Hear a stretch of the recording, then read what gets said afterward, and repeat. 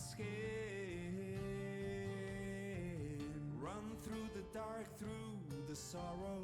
Old to the spark, there may be tomorrow. Stone may calm the hearts of the hollow, but we still breathe in the garden's time. Stand still, choose your path, or lose you will.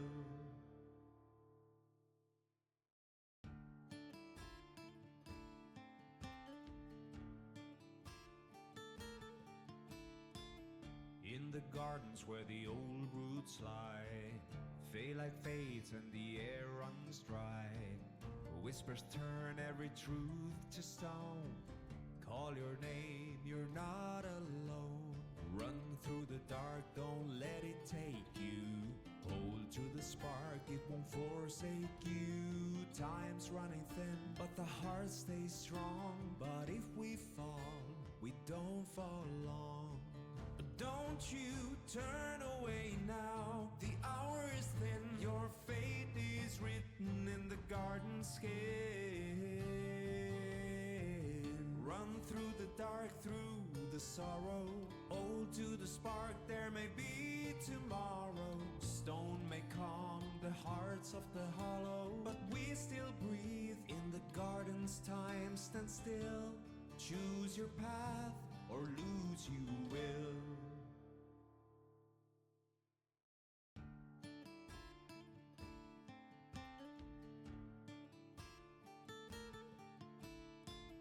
In the gardens where the old roots lie, fade like fades and the air runs dry. Whispers turn every truth to stone. Call your name, you're not alone. Run through the dark, don't let it take you. Hold to the spark, it won't forsake you. Time's running thin, but the heart stays strong. But if we fall, we don't fall long. Don't you turn away now, the hour is thin. Your fate is written in the garden skin. Run through the dark, through the sorrow. Old to the spark, there may be tomorrow. Stone may calm the hearts of the hollow, but we still breathe in the garden's time. Stand still, choose your path, or lose you will.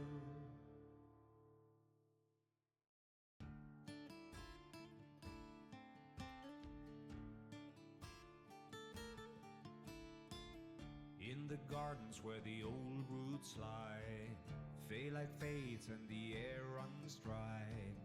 Whispers turn every truth to stone. Call your name, you're not alone. Run through the dark, don't let it take you. Hold to the spark, it won't forsake you. Time's running thin, but the heart stays strong. But if we fall, we don't fall long. Don't you turn away now, the hour is thin. Your fate is Hello, everybody. Welcome to the stream. I am your wonderful host, gmofreven. Join me this fine and lovely evening. We had a bit of a cast change, but that's okay. I'm just so thankful you guys are here. One of the members of our party unfortunately had to step away for this episode, but they will be back hopefully for the next one. Um, Joining me on the stream and on screen um,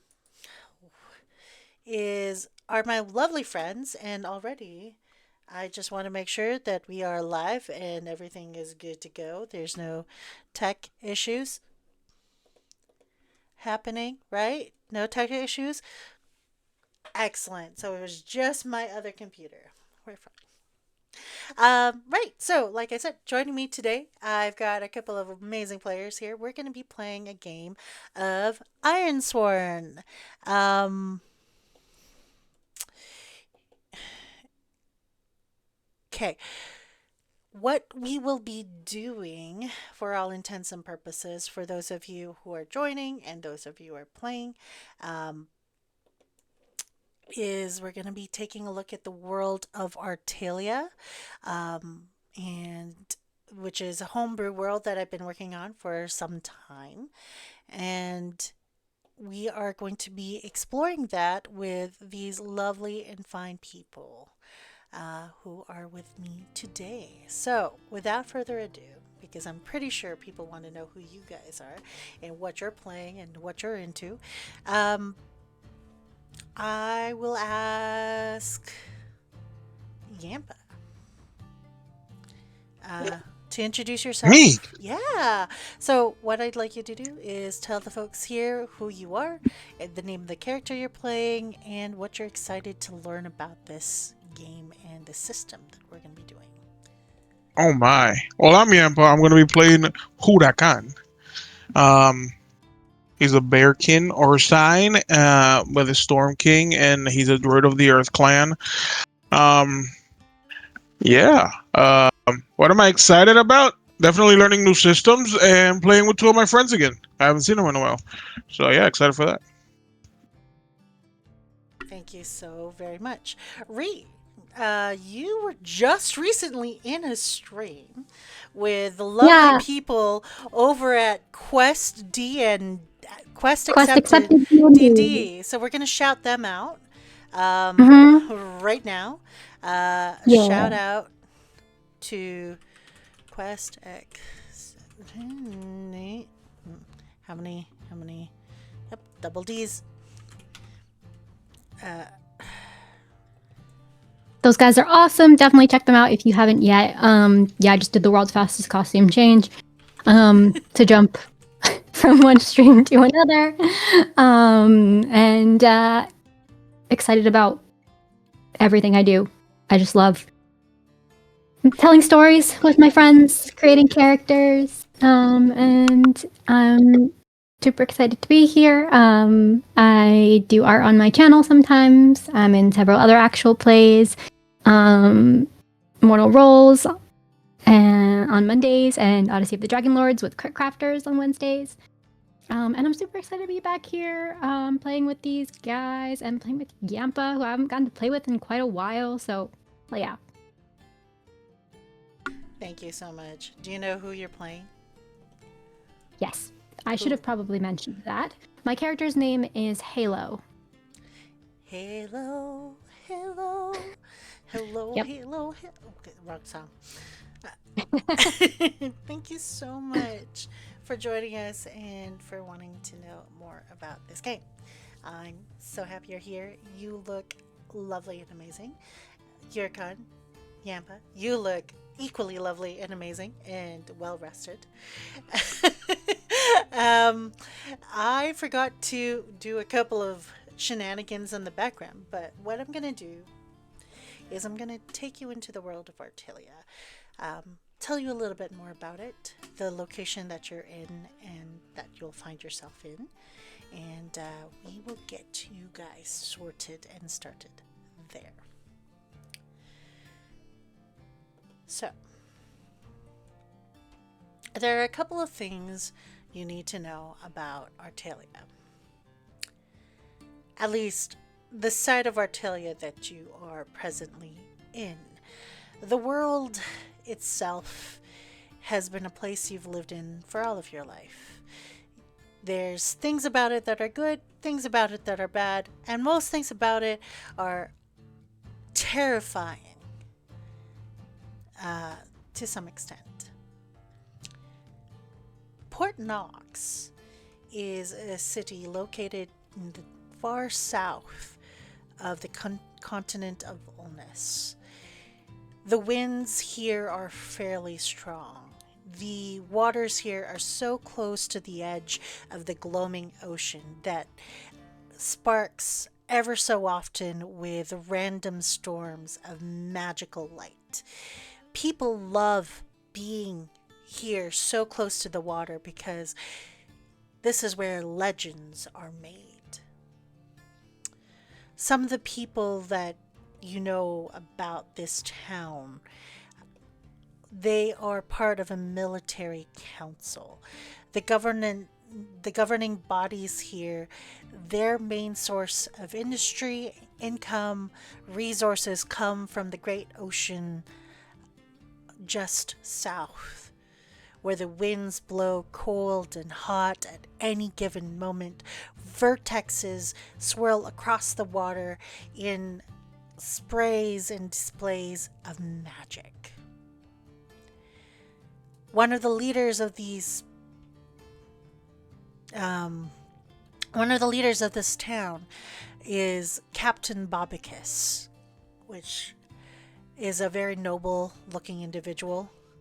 He has more of a dark bluish skin tone. The image will be in the player guide under Port Nox. It'll be on the second page for the players if you need the visual. However, he is very tall, surprisingly slender for his status, but he is amongst the strongest shifters this side of the port. Amongst the two things you are aware of is that Captain Bobicus would be basically the mayor of Port Nox. He has to keep everyone in line. He is the commanding officer of the military Great Wormling Cormorant Brigade. They are the ones who bring in and capture various sea creatures and wormlings that tend to kind of coalesce and come out of the gloaming ocean. It is him right now, the second thing you understand, facing out across the way of the highest point of the parapets that kind of line the stone walls overlooking the vast ocean. Second thing you know about him is that he's always very worried, always very concerned, not only for the people around him, but for the people who come to Port Nox. This is the first person you see as you go up the stairs to the highest parapet, as he looks out across the ocean. It is midday. Both of you are there, sent by the guild to collect a report. Approaching him, you can approach him in any way, fashion you want. Both of you, this is where the Iron Sworn tactic comes in how we're going to play this. Now that we have set the scene, we want to take your characters and figure out your relationship to Bobicus. Relationships and bonds are really important in Ironsworn. Bonds and relationships can give you, depending on what move you decide and whether or not you have a good rapport with a character, if you have that rapport with that character, you could probably actually get another bonus to any rolls that you make. So let's describe your relationship with the captain.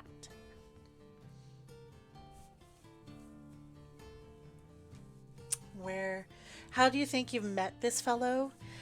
What is your, how do I put this? What is your, hey Commodore Zed, welcome in. What is your relationship to this fellow? You know, describe things for me. If you want, if you are in the Owl Bear and you want to make sure you've got everything, you could make rolls, or you could just go ahead. You can just deep dive in. Well, I'm still relatively new to the guild. Yeah. So I probably am not super familiar with him. And I've been selected for only a specialized few missions. So I've heard of him, I've passed him by, but we're not all that familiar. I'm most likely here filling in for someone who couldn't make it. and would probably not have been the first person that was asked to come.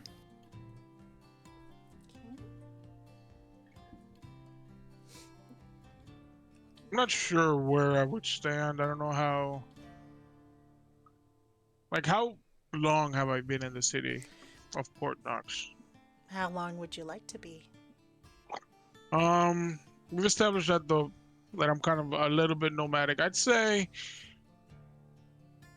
I've been here for a while, Okay. months at most.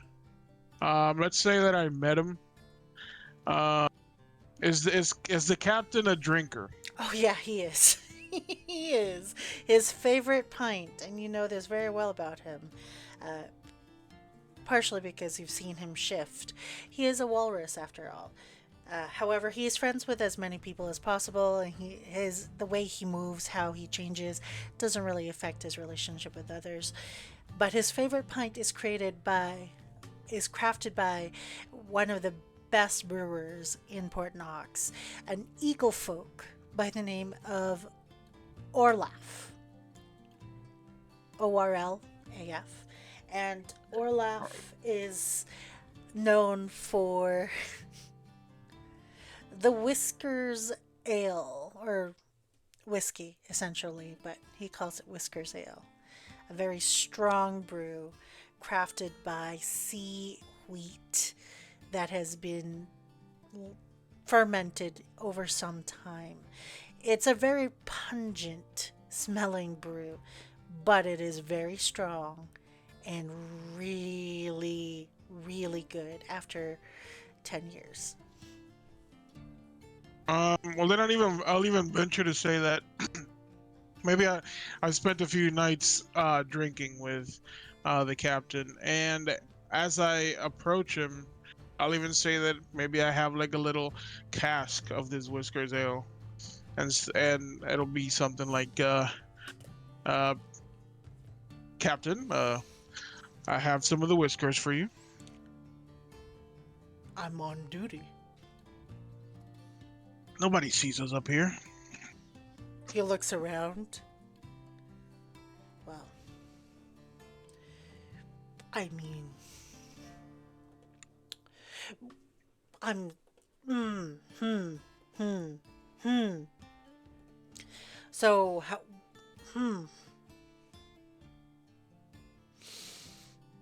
Now, I will take the ale, but I am also on duty.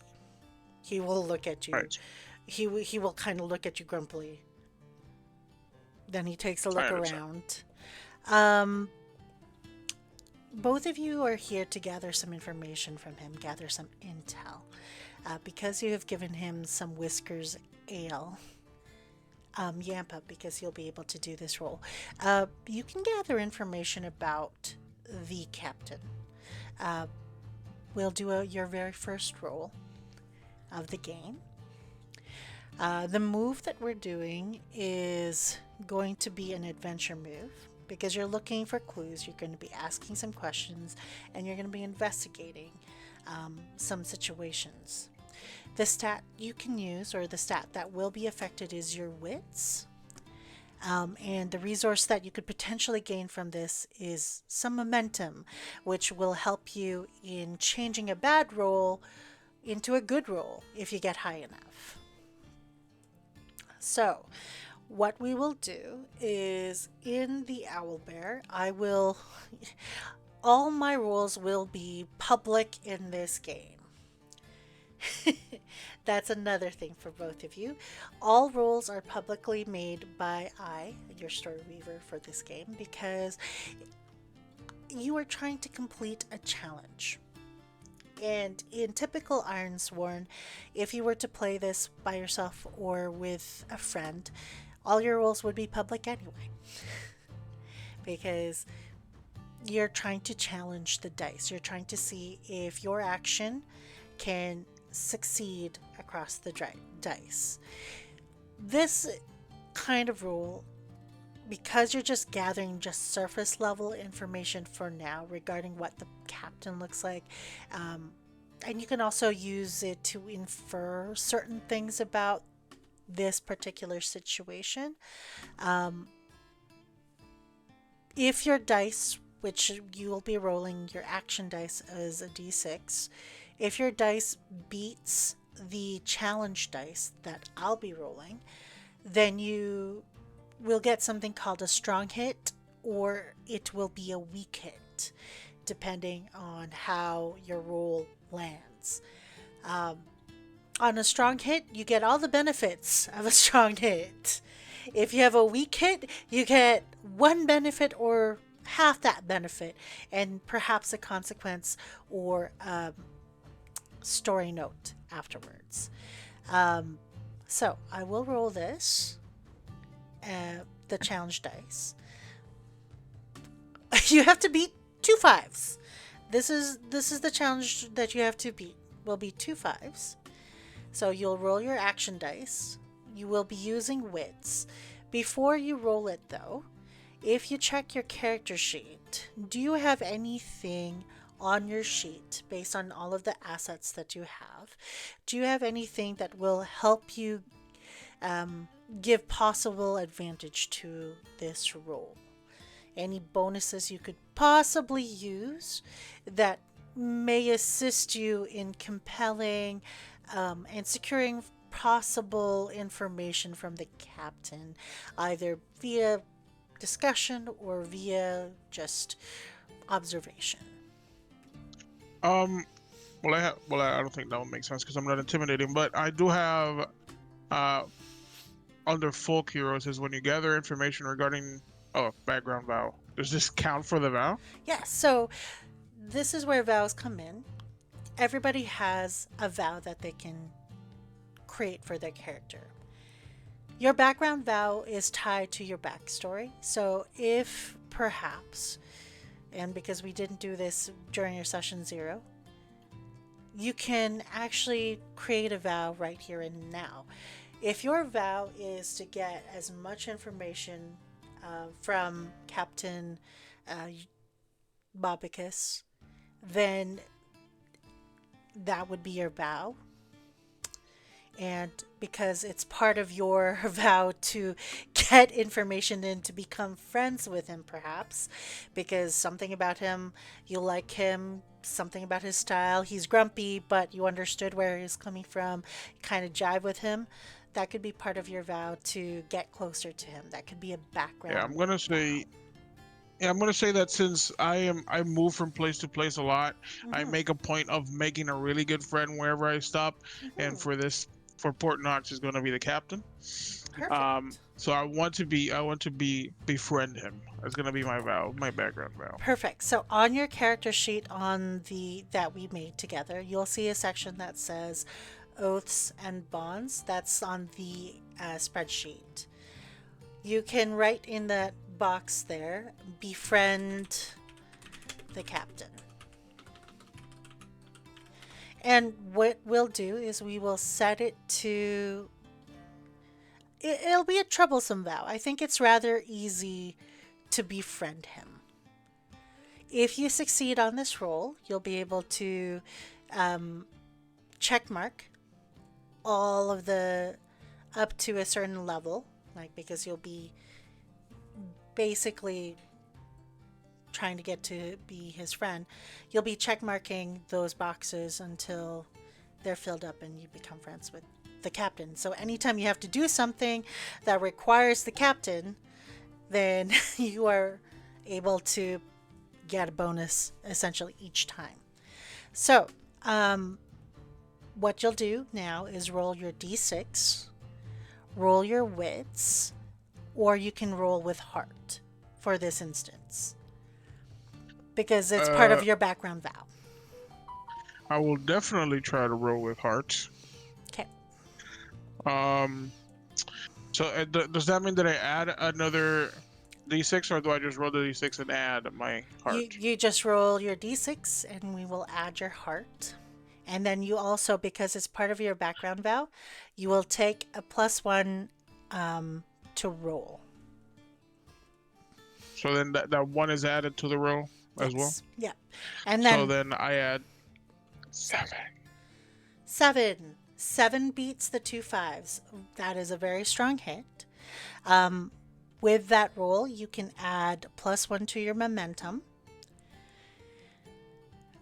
You also mark progress on forging a bond with the good captain.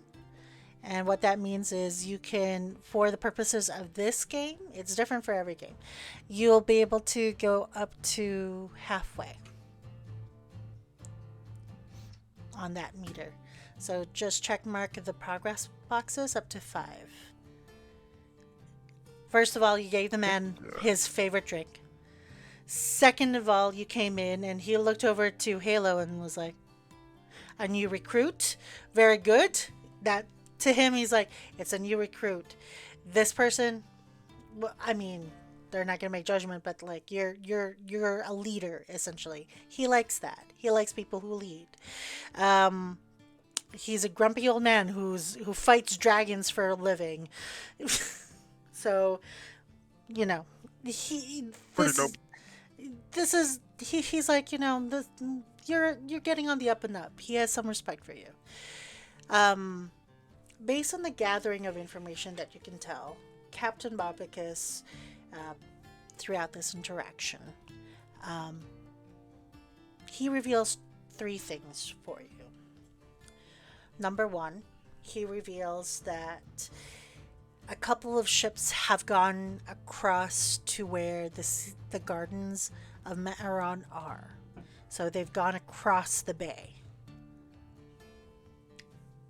2 of those ships are carrying various adventurers, a couple of the researchers and scholars, as well as members of the various religious groups that are presently here in Port Nox. Amongst them are several knights of the Angel's Wings and a couple of other individuals. That's one thing you know. 2 ships across the way. Another thing you know about the captain's worry is that looking on the horizon, looking at the sky, right now in the sky there's the sun, but there's 2 features in the sky. Right now there is a very small crescent line depicting the largest moon, Veritas, in a very crescent shape. Second is the moon Crimson, which is the smaller moon that comes around once every 50 years into a full moon. Crimson right now, based on where they're placed in the sky, is at half moon, and it's been like that for several years now. Just it's at a half moon. The smaller moon will come out when the sun goes down or as the world turns. The smaller moon will come around as well. That is the moon that everybody kind of calculates the days with. And that moon is Pelida. Where the moons are placed, the sun in the sky, and the season that you're in, his main concern or worry is that the wormlings are going to be coming into the bay for breeding. It'll be mating season. And this time of year, it's very dangerous for ships. It's very dangerous to travel across the water because they come into the bay. A lot of the wormlings will come into the bay. They'll breed, and they're far more dangerous and far more ferocious than most people anticipate. There have been many a dangerous situation that occurs because of this. So that's his second worry. His third worry is that very recently, after Halo, you and another adventurer that you had recently met had just come back from your journey. You have just come back. You've been here maybe a couple of days, and it was a very long journey to get there. It was a very long journey to come back. You've just returned after 2 months away. His third concern is that the guild leader that you have, Niera Kisembo, is putting together a task force, another task force, very separate, in line with a strange company, to go looking for shrines of the primordial gods deep within the gardens of Ma'aran. They are going to go very deep into Fae country.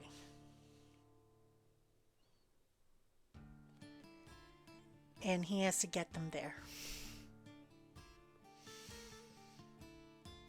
Oh, that's certainly dangerous. It's quite pushing the matter. The wormlings will come, and it will be a very long journey either way. That they will come, they go. It's part of the season. They'll finish in 3 months before the winter rains will bring with it the tides from the north. And then we will get into dry season, and then they will start laying their eggs. Wormlings will take their time, but I'm just very concerned. We have only like 2 weeks. 2 weeks to get them over there, and then who knows how long they're going to be there. My main concern is that if something goes awry and we have to go through, we'll be going through in the middle of breeding season. That is the main concern. And I don't know if I have enough magic carpets. And he actually looks very concerned. He's like, I think I only have 2. Oh. Well, so, do we need to obtain more, then? Well, we need to obtain other forms of transport, yes. Magic carpets. Some wizards and witches, they'll be able to do the broomstick thing. I don't know how they do it, but they, sometimes. Have you considered perhaps some sort of repellent that might allow you to pass through more easily? For the wormlings, good heavens, girl. It takes a good ship, about 20 people on the ship, 10 of them are crew, to just go across the bay. Not including the hull. Well, what do we know about the wormlings? They are ferocious creatures. They are about 20 to 30 feet in size. The adults are about 30 feet long. They are more like sea eels, if I'm to be more precise. They're fast, they're swift, they can cause lightning. Some of them have the jewels on top of their head, the mana crystals that we will sometimes harvest. And those ones are the most dangerous. Those are the males of the species, right? So those ones are a lot more aggressive. They tend to fight with lightning strikes. Do they have any aversions or weaknesses? Fire. Good piercing weapons will do, but we try to keep the mithril harpoons in good order because we only have 6 of them. And they are costly to obtain. If you two can find a way to find perhaps some sort of mithril maker, I don't know, blacksmith, one of the blacksmiths maybe, and see if you can find them. Perhaps we can do something. I know that Gertrude, I don't know where this accent was going. He started out Irish. I don't know where we're going here now, but he has some sort of interesting accent going on here. Gertrude, he's out and about. He's the only blacksmith. I haven't seen him. I do know that he has a commission, though. You're right. You're a smart swirl. And he's saying this after taking like 5 swigs of the Whiskers Ale before putting the flask into his inside pocket. And he looks to Juracan with a nod.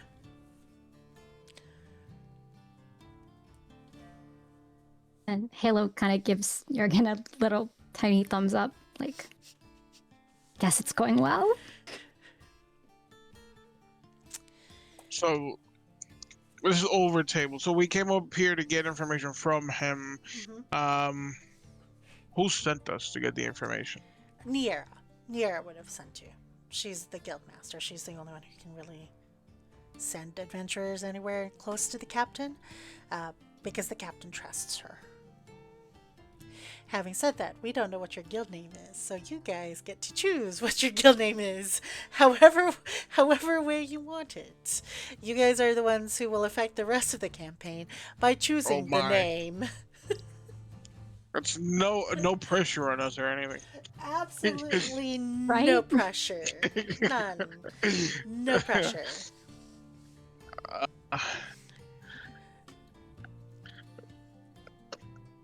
Port Nox Adventurers Guild? Port Nox Adventurers. Port Nox I Adventurers was gonna Guild. say Noxian Adventuring League. I don't know. Ooh, we like that. That sounds nice. That's very League of Legends-ish, though. It is. It is. It's Not not. that It's not. It's not. But I like it. Noxian Adventurers League. Yes. Why not? Why not? That is the league. That is the guild that you are part of. The NAL. Yeah, the NAL. If there's a dude named Darius with a giant axe, don't even mind him. Darius is the chef With a giant axe. with a giant Uses axe. He has been known to take out purple worms for fun. Very handsome, too, might I add. Yes. I've never really seen one of those worms in person, but I have seen the damage they can do, and that is certainly something best avoided.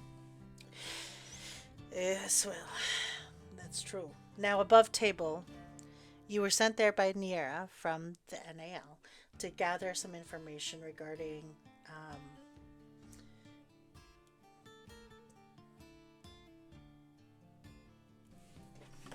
what are my notes here? Just regarding information about some of the concerns that the captain would have. It's very possible that she sent you here because she needs to kind of get some intel for the group that she's putting together that has to go there within the next 2 weeks.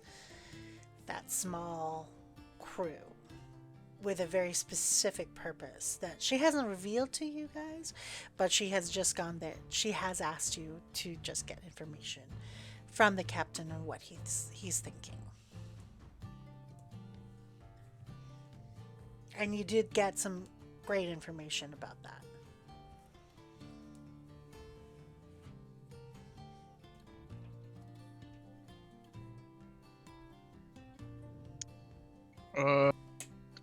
What was I gonna say? And we're standing like at the tippity top of Port Nox, and we're just seeing everything. Can we see one of those wormlings, or is it just? I mean, you can certainly make a move to see if you've got it. Let's see, what moves do we have here? You aren't exactly doing this. Maybe, I mean, you could do find opportunity, seek out a helpful situation, feature, or weakness within a site. You are in Port Nox. You're not looking necessarily for an enemy, but you are looking for some sort of helpful situation or feature regarding the wormlings, right? Yeah, just to see, like, if by any chance there's one like surfacing or something. Sure. You know what? Yes. Absolutely. Out in the distance, you have very keen sight. Halo, it does take, like, there's a bit of a shimmer. The sun is so high that it does kind of play a little bit on the waters. It's beautiful. It's great. It feels fresh. But out in the distance, kind of rising up, you do see, both of you will see a large hump in the water that splashes down with a very powerful whip into the water. You can hear it. And he goes, they're coming in, and that's a school right there. There's probably 10 of them in that school. A good thing we're up here. Aye. Who deals with the ones that come in near the bay? Right Port. over there. Look up to your left.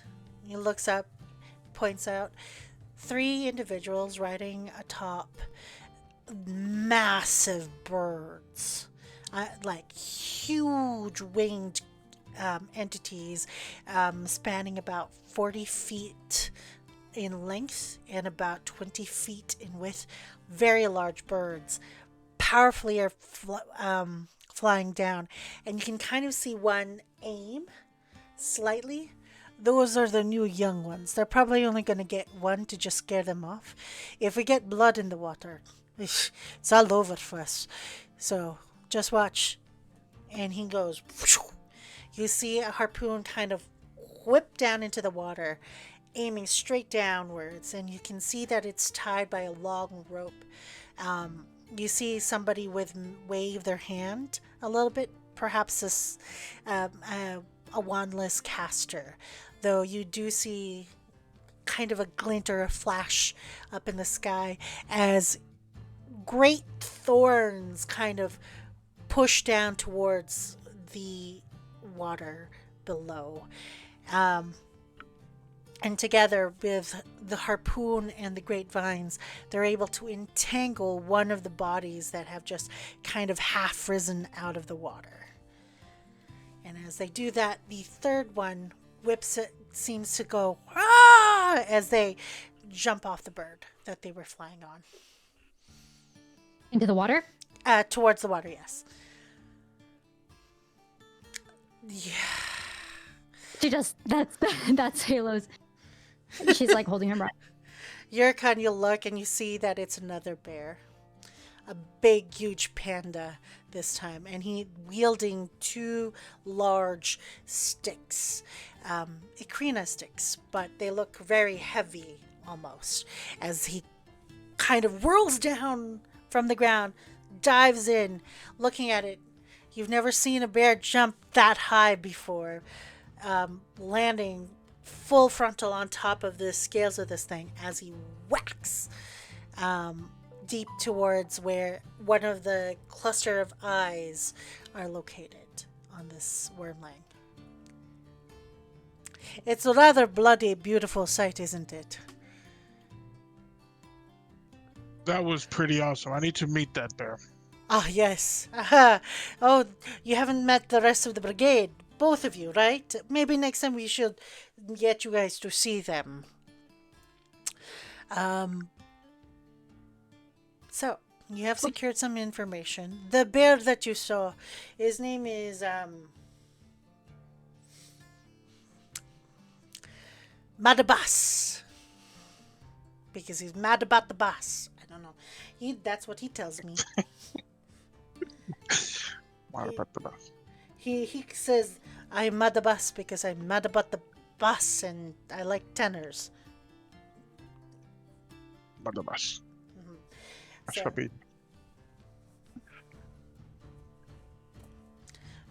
I'll introduce you later. And he hiccups. He kind of sways a little bit. Not to ruin your parade, Captain, but you are on duty, he'll remind. Yes, I am on duty. Indeed. Oh, here. She'll take out a little, she would take out a potion from, she has a satchel. That would just be something to kind of, take the, basically to kind of keep you a little bit more alert, and also that would have ingredients to help prevent a hangover. Oh, he likes that. So, because you don't have all of your stats in, you can roll plus your heart or so on. We'll say that if you succeed on this roll, you also get to forge a bond with Captain Bobicus. Okay. So it's a d6 plus heart? Yes, I will roll your challenge dice. Okay. So you get to see what you're up against. A 3 and a 7. So you have to beat a 7, essentially, with your roll. Okay.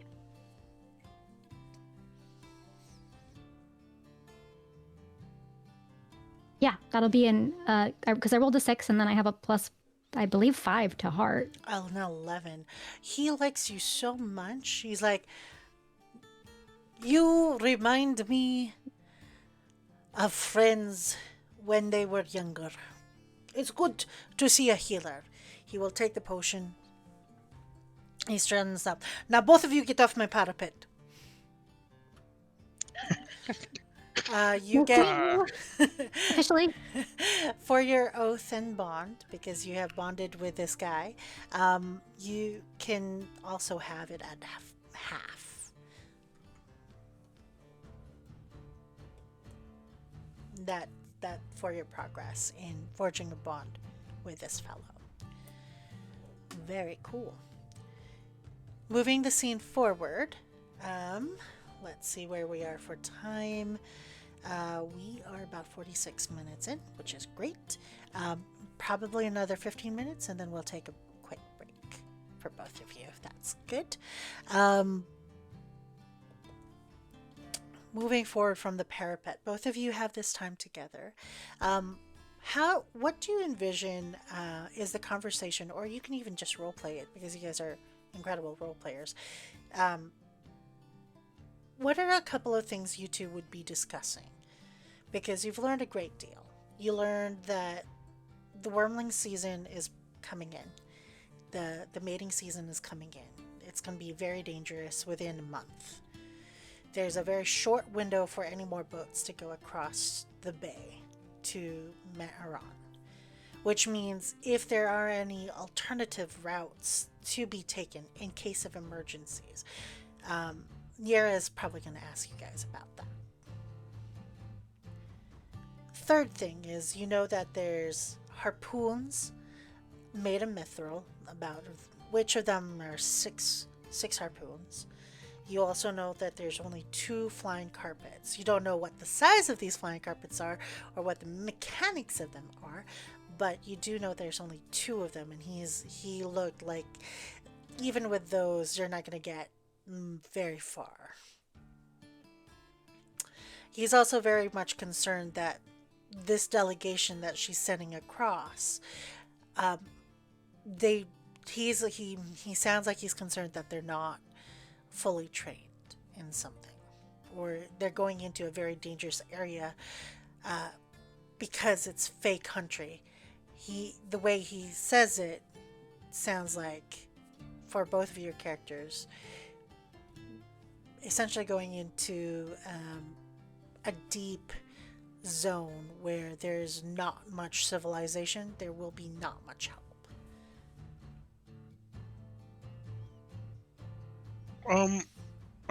So the people that are going into this separate mission that they're making is not the same one that was sent across on the ships. No. They're doing something else. Yes. I think as they're walking, I think Huracan is just gonna go like, so what do you think the ship people are doing? He'll say walking to see like meanders about. Maybe he also has a little flask of the whiskers.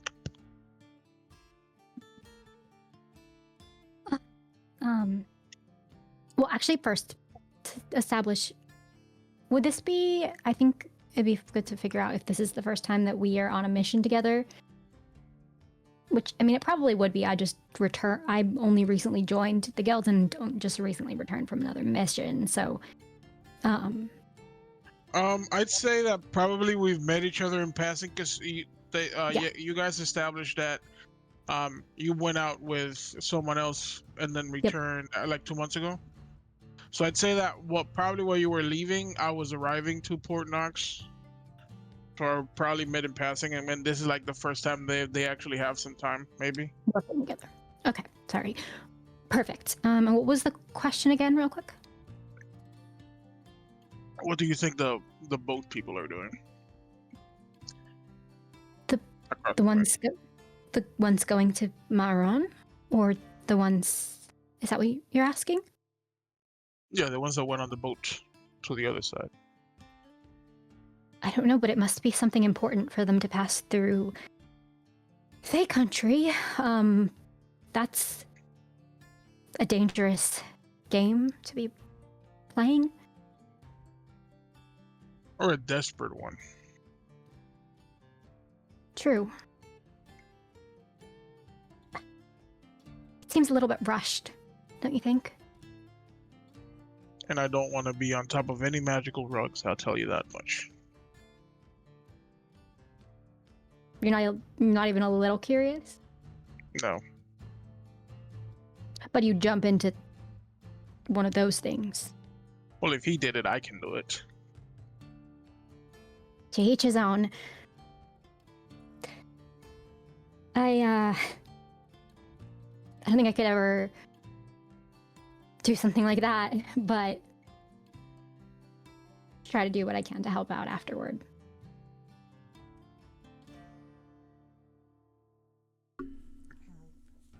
You quickly approach. It doesn't take you guys long to go from the parapet to where the guild hall is.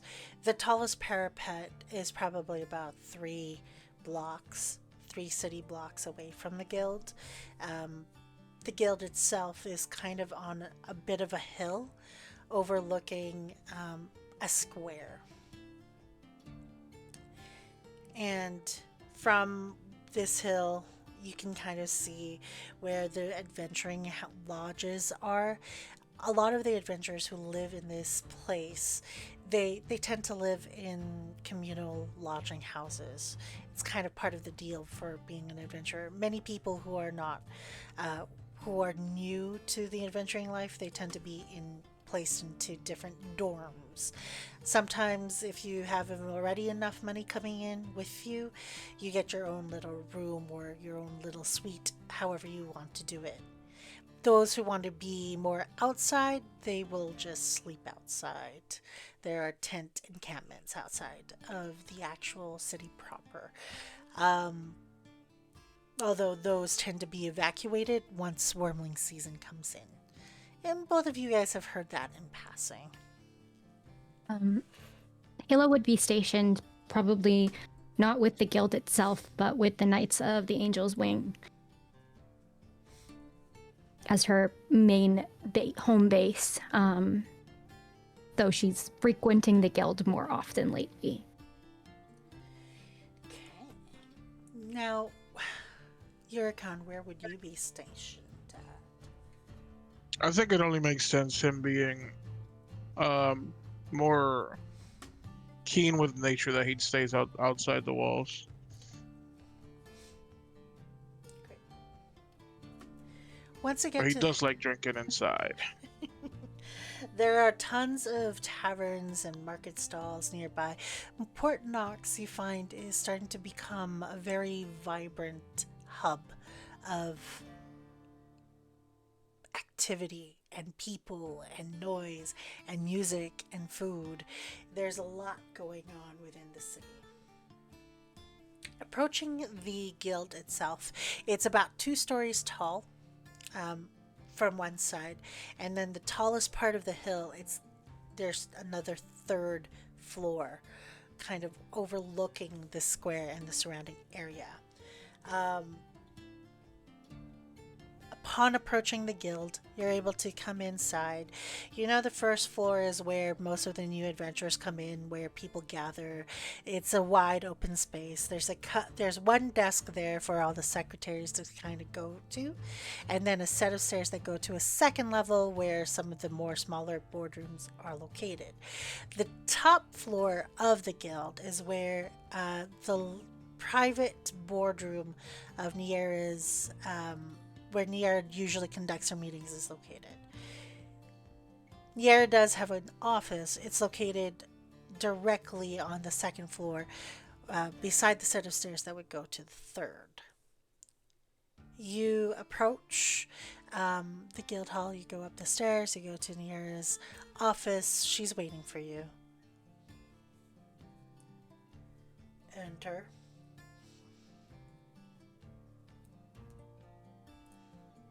Well, what have you found?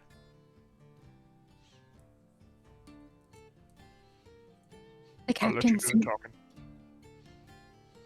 The captain is nervous and anticipating the flights that we are sending out to Maron through worm-infested waters, with mating season coming. There appears that there is a dearth of magic carpets. There's only two. Yes, that he complained about that, or seemed concerned about it, I should say. And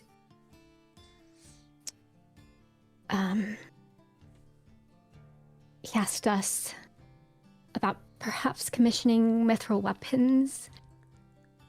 But the blacksmith that he knows of is occupied with another commission at the moment.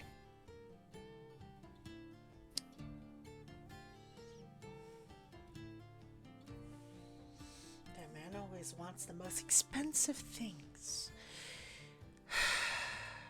I had a thought. I don't know all that much about the worms, but I could learn more about them. And the captain said that they also had an aversion to fire. I understand that might be difficult to wield on the seas, but there must be some way. If that's a better deterrent, then perhaps we could save ourselves the resources of mithril alchemist's fire is not expensive to make. Alchemist fire would probably assist with that. I personally prefer lava bombs, but those are hard to replicate. Yes, Juracan, have you not in your travels heard of the lava bombs?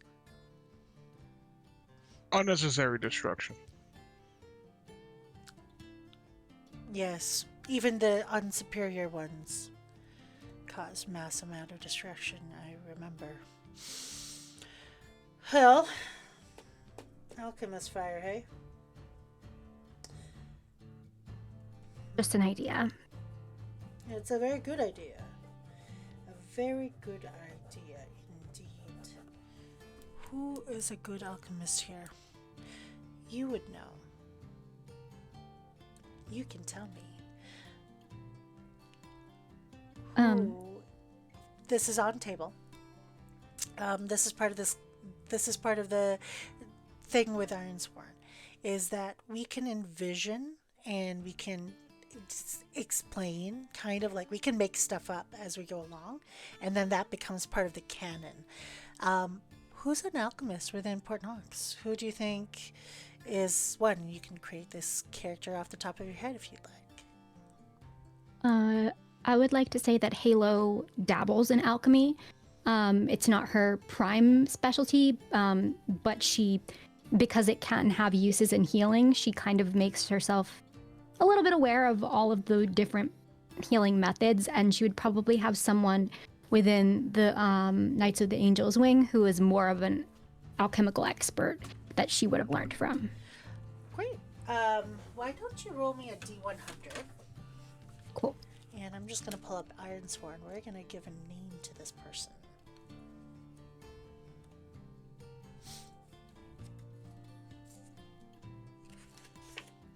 It's not. Oh, okay. Sorry. 16. 16. Okay. Kira. Hey, that's a great name.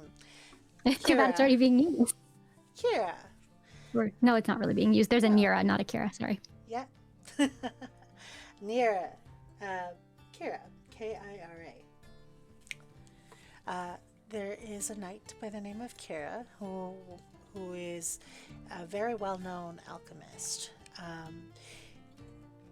They are the ones who have been teaching you their craft. They are an interesting person. Do you want to roll for me another D100?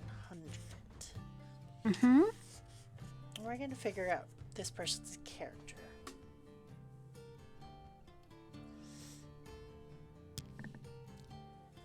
51. They are highly... Oh, no. No, it's okay. I'm thinking of someone in my life right now, and I'm like, yeah. Highly what? They're highly critical. And I'm like, absolute joy to work with. They're highly critical. Roll me another D100.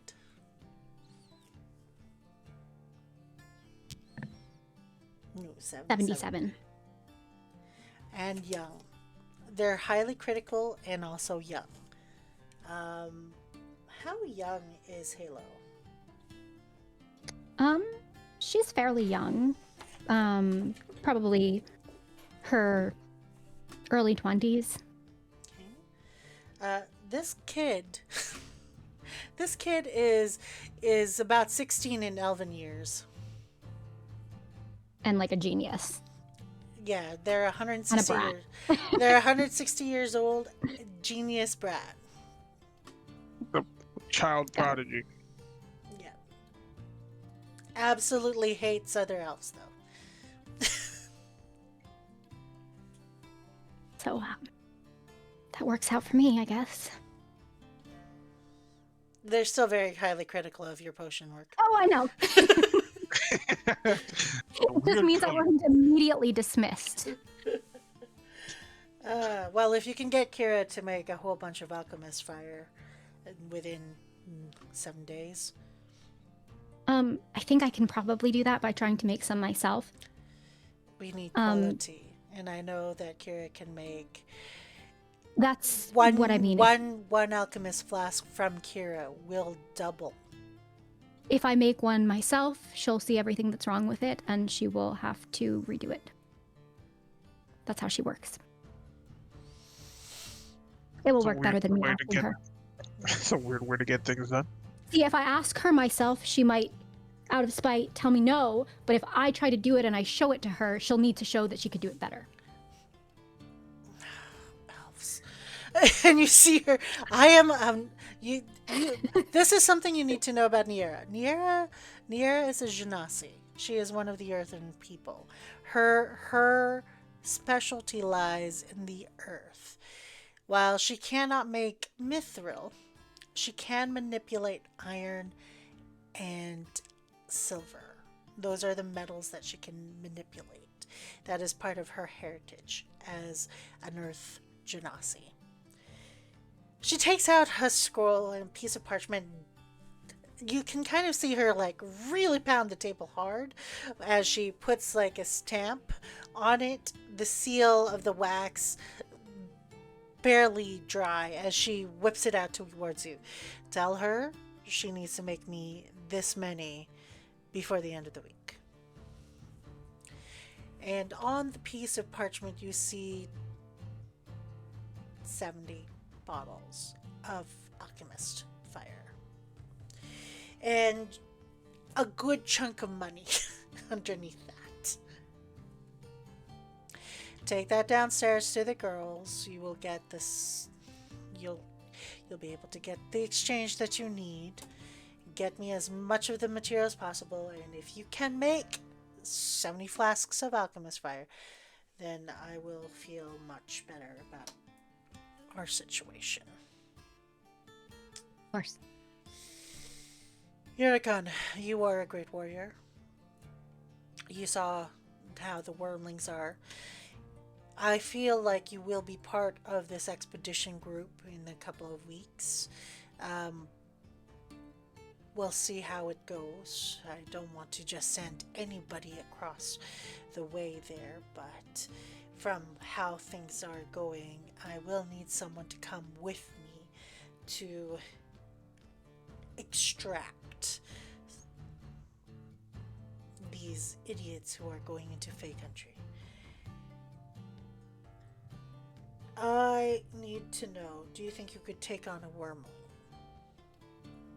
Or do you Of need... course. Of course, okay. If I were to arrange for you to go with a company to train with Captain Bobicus, would you be able to take one down?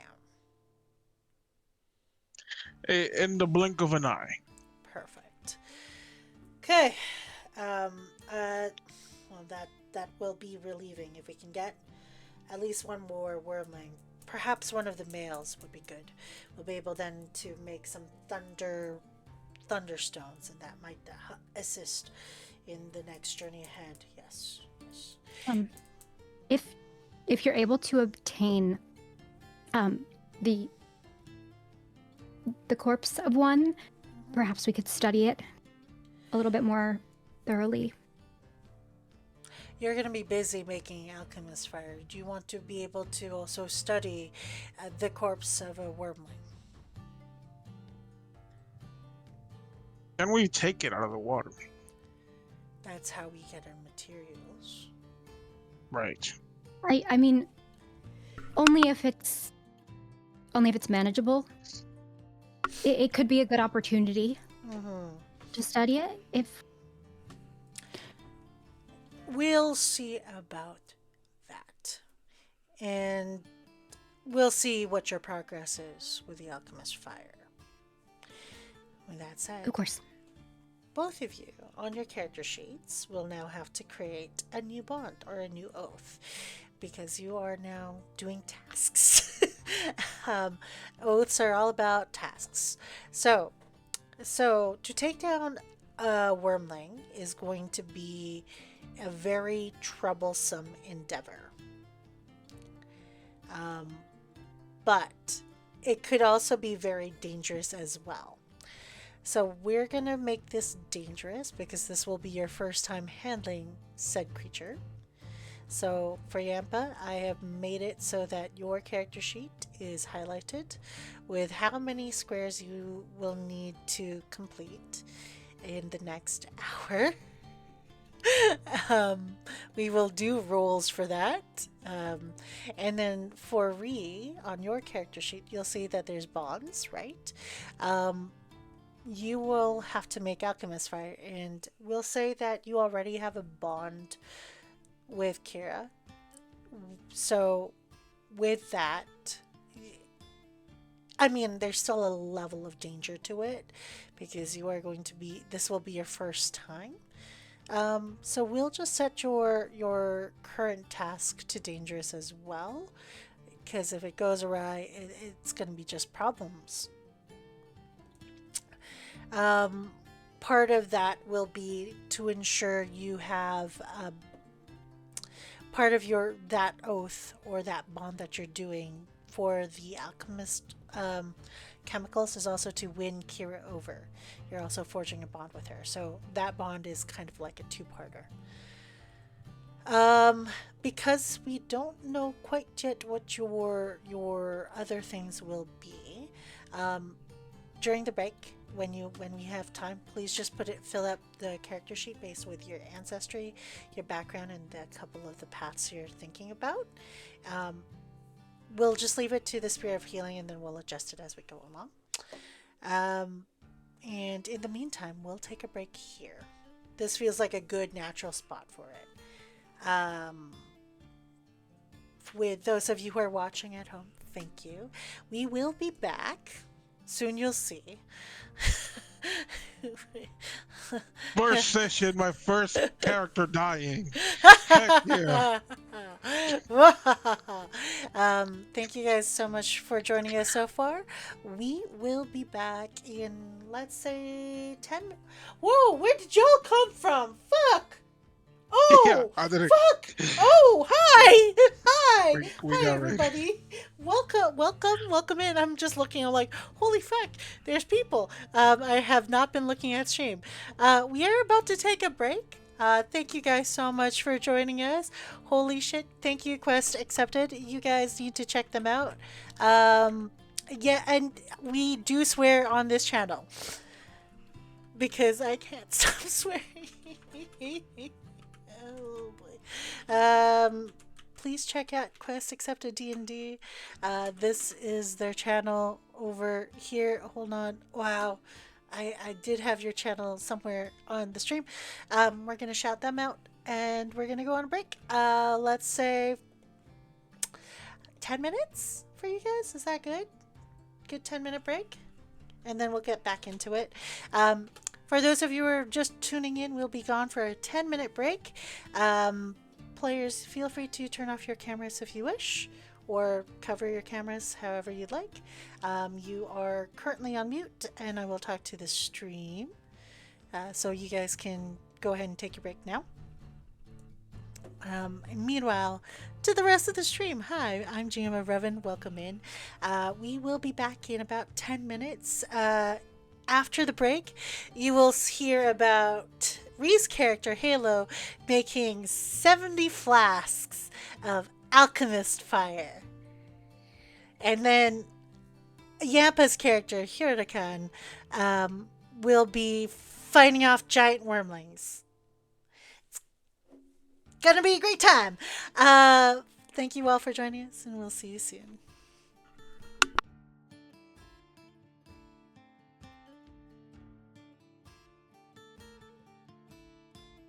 In the gardens where the old roots lie, fade like fades and the air runs dry. Whispers turn every truth to stone. Call your name, you're not alone. Run through the dark, don't let it take you. Hold to the spark, it won't forsake you. Time's running thin, but the heart stays strong. But if we fall, we don't fall long. Don't you turn away now, the hour is thin. Your fate is written in the garden skin. Run through the dark, through the sorrow. Hold to the spark, there may be tomorrow. Stone may calm the hearts of the hollow, but we still breathe in the garden's time. Stand still, choose your path, or lose you will.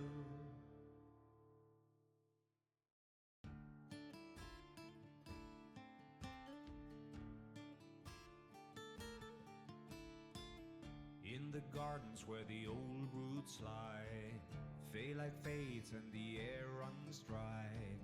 Whispers turn every truth to stone.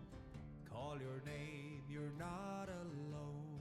Run through the dark, don't let it take you. Hold to the spark, it won't forsake you. Time's running thin, but the heart stays strong. But if we fall, we don't fall long. Don't you turn away now, the hour is thin. Your fate is written in the garden skin. Run through the dark, through the sorrow. Hold to the spark, there may be tomorrow. Stone may calm the hearts of the hollow, but we still breathe in the garden's time. Stand still, choose your path, or lose you will.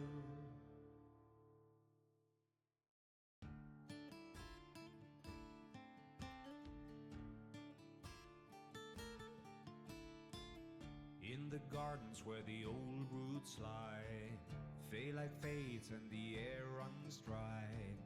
Whispers turn every truth to stone. Call your name, you're not alone. Run through the dark, don't let it take you. Hold to the spark, it won't forsake you. Time's running thin, but the heart stays strong. But if we fall, we don't fall long. Don't you turn away now, the hour is thin. Your fate is written in the garden skin. through the dark, through the sorrow. Old to the spark, there may be tomorrow. Stone may calm the hearts of the hollow, but we still breathe in the garden's time. Stand still, choose your path, or lose you will.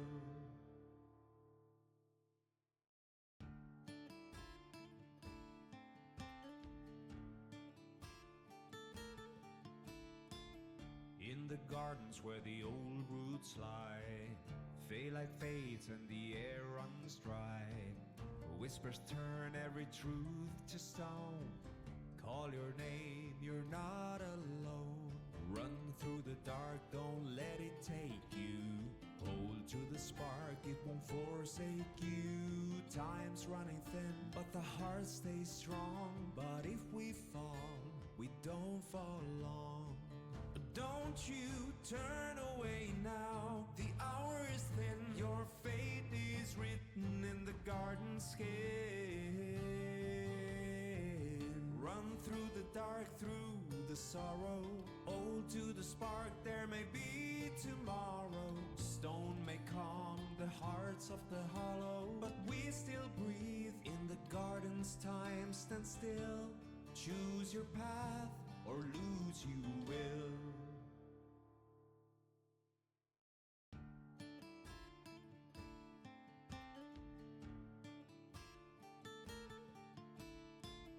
In the gardens where the old roots lie, fade like fades and the air runs dry.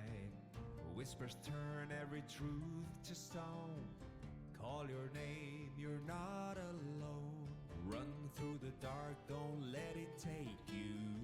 Hold to the spark, it won't forsake you. Time's running thin, but the heart stays strong. But if we fall, we don't fall long. Don't you turn away now, the hour is thin. Your fate is written in the garden skin. Run through the dark, through the sorrow. Old to the spark, there may be tomorrow. Stone may calm the hearts of the hollow, but we still breathe in the garden's time. Stand still, choose your path, or lose you will.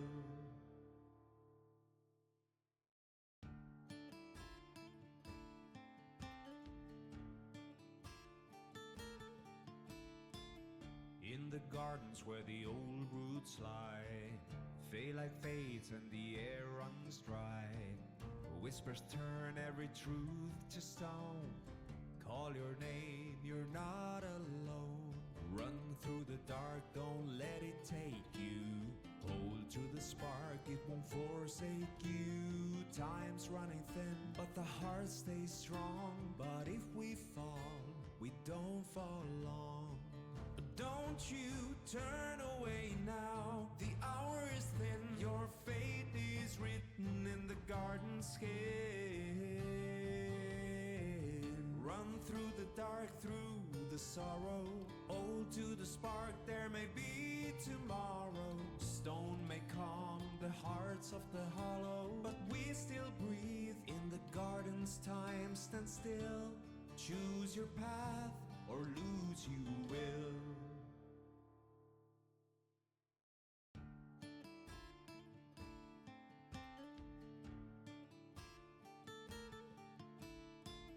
In the gardens where the old roots lie, fade like fades and the air runs dry.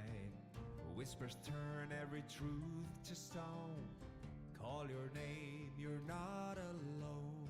Run through the dark, don't let it take you. Hold to the spark, it won't forsake you. Time's running thin, but the heart stays strong. But if we fall, we don't fall long. Don't you turn away now, the hour is thin. Your fate is written in the garden skin. Run through the dark, through the sorrow. Old to the spark, there may be tomorrow. Stone may calm the hearts of the hollow, but we still breathe in the garden's time. Stand still, choose your path, or lose you will.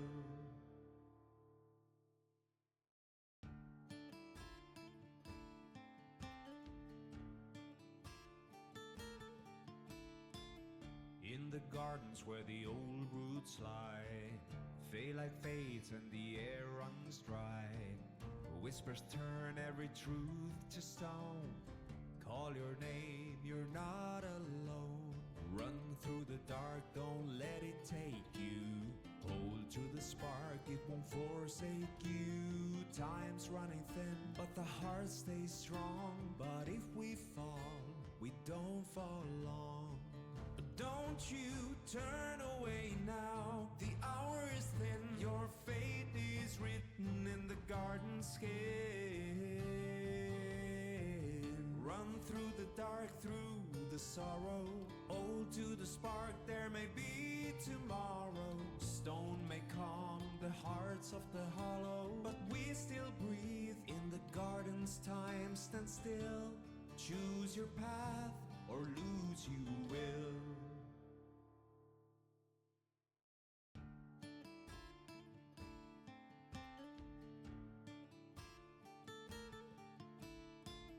In the gardens where the old roots lie, fade like fades and the air runs dry. Whispers turn every truth to stone. Call your name, you're not alone. Run through the dark, don't let it take you. Hold to the spark, it won't forsake you. Time's running thin, but the heart stays strong. But if we fall, we don't fall long. Don't you turn away now, the hour is thin. Your fate is written in the garden skin. Run through the dark, through the sorrow. Hold to the spark, there may be tomorrow. Stone may calm the hearts of the hollow, but we still breathe in the garden's time. Stand still, choose your path, or lose you will.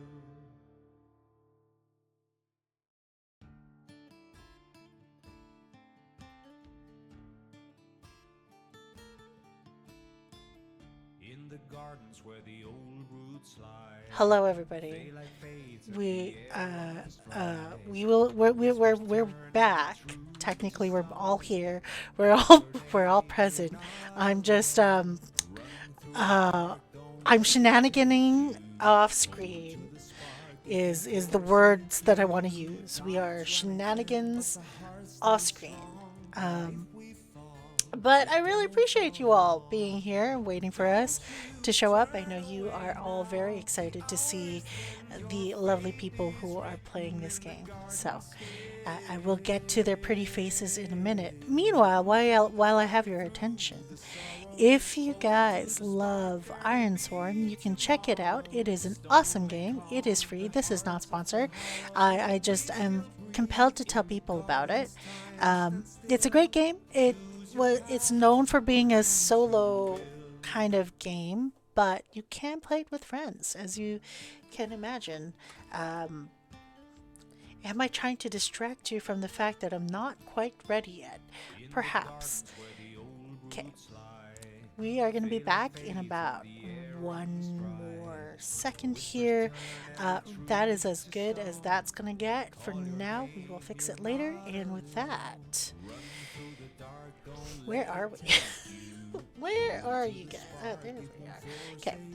And with that, we are back. Hello, players. You are back. We are live. We are in action. We are about to slay some dragon eel type things. And Or die. trying. And we have some flasks of alchemist fire to brew. How exciting is this?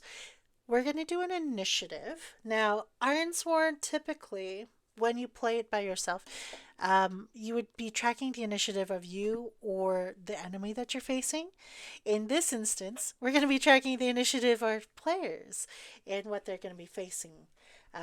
Because it will take about a week to do all the things that you want to do and carry out for the sake of time.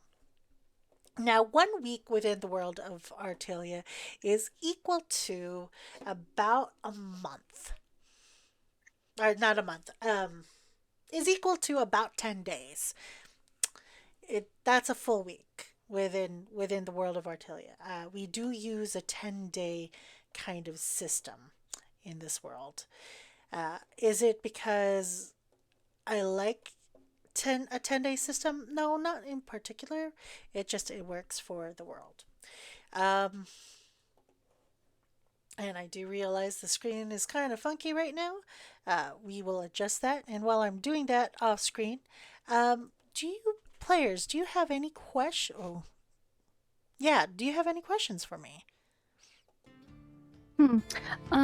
So for my task in this making of Alchemist's Fire, my goal is to get some help from Kira. Yes. And as I said, I want to learn to make it myself. I genuinely do. But also, I know that she won't be able to resist critiquing me. So, my plan is to do it Anyway. with her, and then when I inevitably don't make it as perfectly as she would, she'll fix it. Yes. So, in terms of Kira, over the next week, you're kind of you're with the orders from Niera. Kira takes one look at you, thinks about your level of education within the alchemy spear, and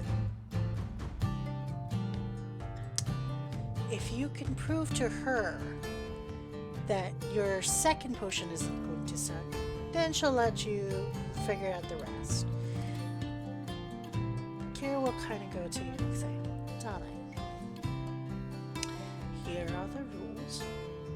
And she flips a chalkboard onto the face with all the lists of the ingredients written out very specifically with all the details. These are the ingredients. These are the measurements. These are the instructions. This potion on its own is worth 200 gold pieces.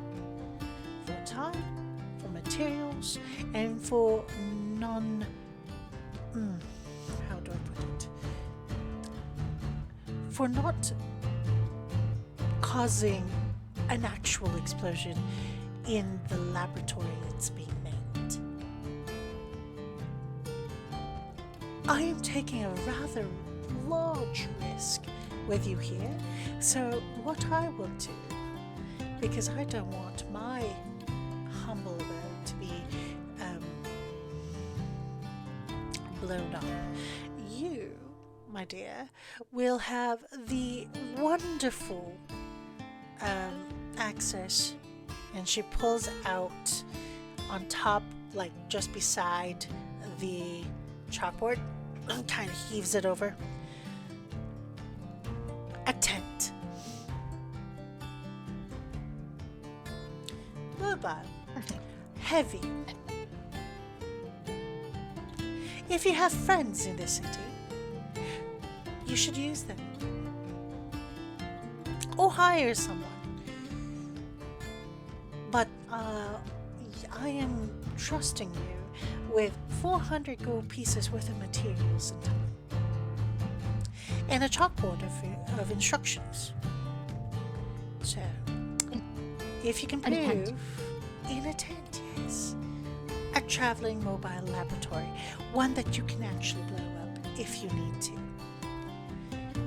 Thankfully, I have another. My best to avoid it. Yes, otherwise I would have you work for the rest of your life to pay it off. Of course. May the blessing of our Lord Gabriel reach out and divinely bless Now get out of my laboratory. Go. You know what? Where is it? Oh, as always. Kira? The door slams shut as soon as the invisible servant that she has conjured to drag this thing behind you. This thing is... Yeah. No, this thing is the chalkboard. That's the only thing it can carry. Okay, so I have the tent. Yep, and it's a very wonderful tent, about 50 pounds in just sheer tentiness. Okay. And that's not even including the materials for the alchemist fire? Nope. How convenient. You do know a bear, though. You do. I do. You do know a bear. I do know it. You do know a bear. You do know Yeah. that one exists in this I might. city. Would we have ways among the members to like communicate with each other or like send a quick like a pager? Paging Juracan. There's not one within the actual Knights Hall. However, there is one inside the guild, and you also know that you can make outside calls of the Knights Hall with one of the speaking stones, but they usually ask for a donation of about 5 A copper tithe. pieces. Yes, a tithe. Nothing within this world is free. Not even a church or shrine of worship. Well, no. Some things would be far too unrealistic.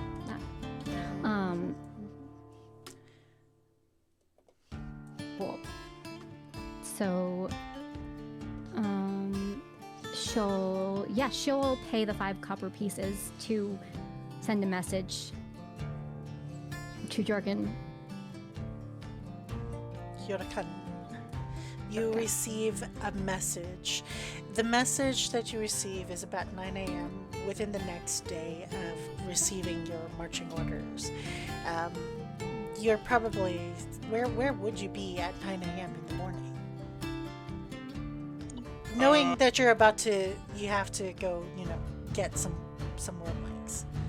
I have to like jump into the back of a giant sea monster. I don't think, even though he likes to drink, I don't think he's hungover or anything. He's probably, up and about doing stuff. I'd say that he's probably tending to some plants or something to lean into the whole druid thing. Sure. When he receives the signal. The message comes in the form of a birdfolk, a robin.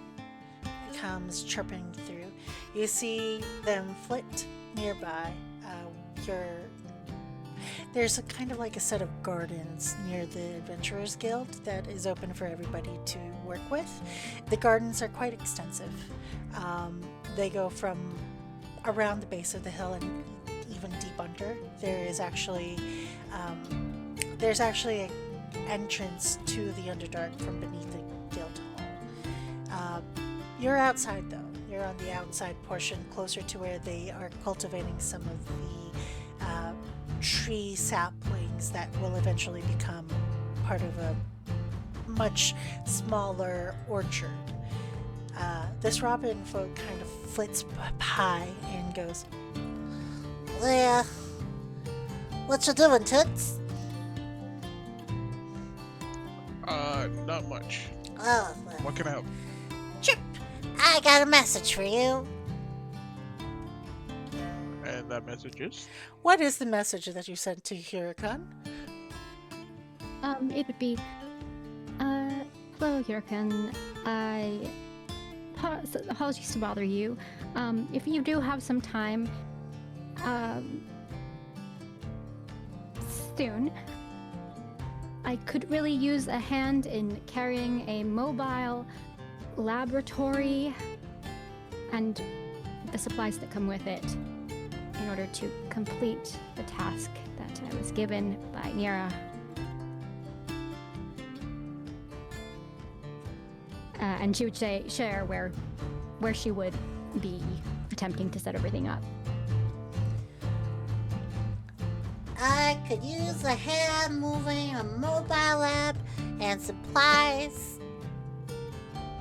She didn't leave a name, but I think her name is Halo. Yes. I just met her very recently, and now she's helping me, asking me to help her move. That's pretty interesting. She might not have friends. You might be it. That's pretty sad. Yeah, sure. They'll start making, probably with like a turkey leg or something in his hand. That's breakfast. If he makes his way over. Oh, well. Good luck! Like, Flitters off. Yeah, when you get there, she's a small woman. And she is carrying a tent that weighs almost as much as she does. And like a giant chalkboard is like still behind, and there's like a sack of materials and components and everything. Yeah. And so she looks up when you arrive. Oh, you came. Thank you so much. I'll return the favor, I promise. Sorry again to bother you. I don't really know anyone else who's as strong as you. thank you, but you don't have to pay me. And he'll just like grab the tent, hold like over one shoulder, and just grab the sack with his other hand. I'm just happy to help. You make that look so easy. That's so cool. You got to start lifting more stuff. Yeah. Maybe one day when I've got time. I don't have a lot of that, especially lately, but you know. So what's in this? And he'll jingle the bag that probably has highly explosives inside of it. Careful. Those are the ingredients to make. Remember when we were speaking to Nira and I told her that I could make 70 bottles of alchemist's fire? Right. And now he's holding it farther away from him, but he's still carrying it. Yeah, the fire isn't made yet, but the ingredients for it are in there, and I mean they're separated, so they shouldn't, unless things broke in a quite catastrophic way, they're not flammable in their separate containers. You promise? I promise, but I also promise that it's important to be gentle with it. So it could blow up. Only if you're careless with it. Utmost care. She kind of breathes a sigh of relief. And, He'll chuckle. thanks. And you're about to go and slay one of those creatures, the wormlings. Yeah, I've never done anything like this before. I'm scared shitless. Sometimes I say things without thinking. I get that.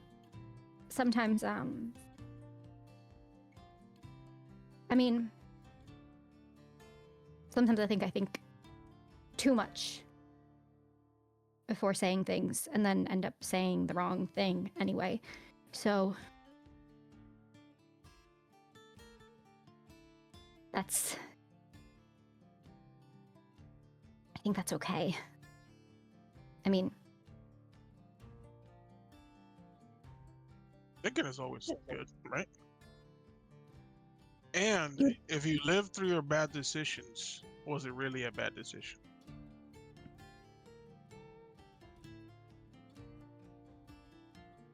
I think I will try to live by that philosophy a little bit more. It is a bold way of thinking, and I admire that.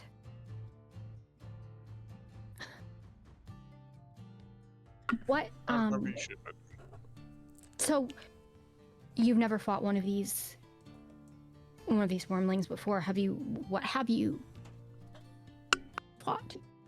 What have you dealt with before? Well, I try to not fight things. Usually, if I look at things mean enough, they don't want to fight. So you intimidate before coming to blows. I usually like talking, and then if people don't listen, then I politely introduce them to the ground.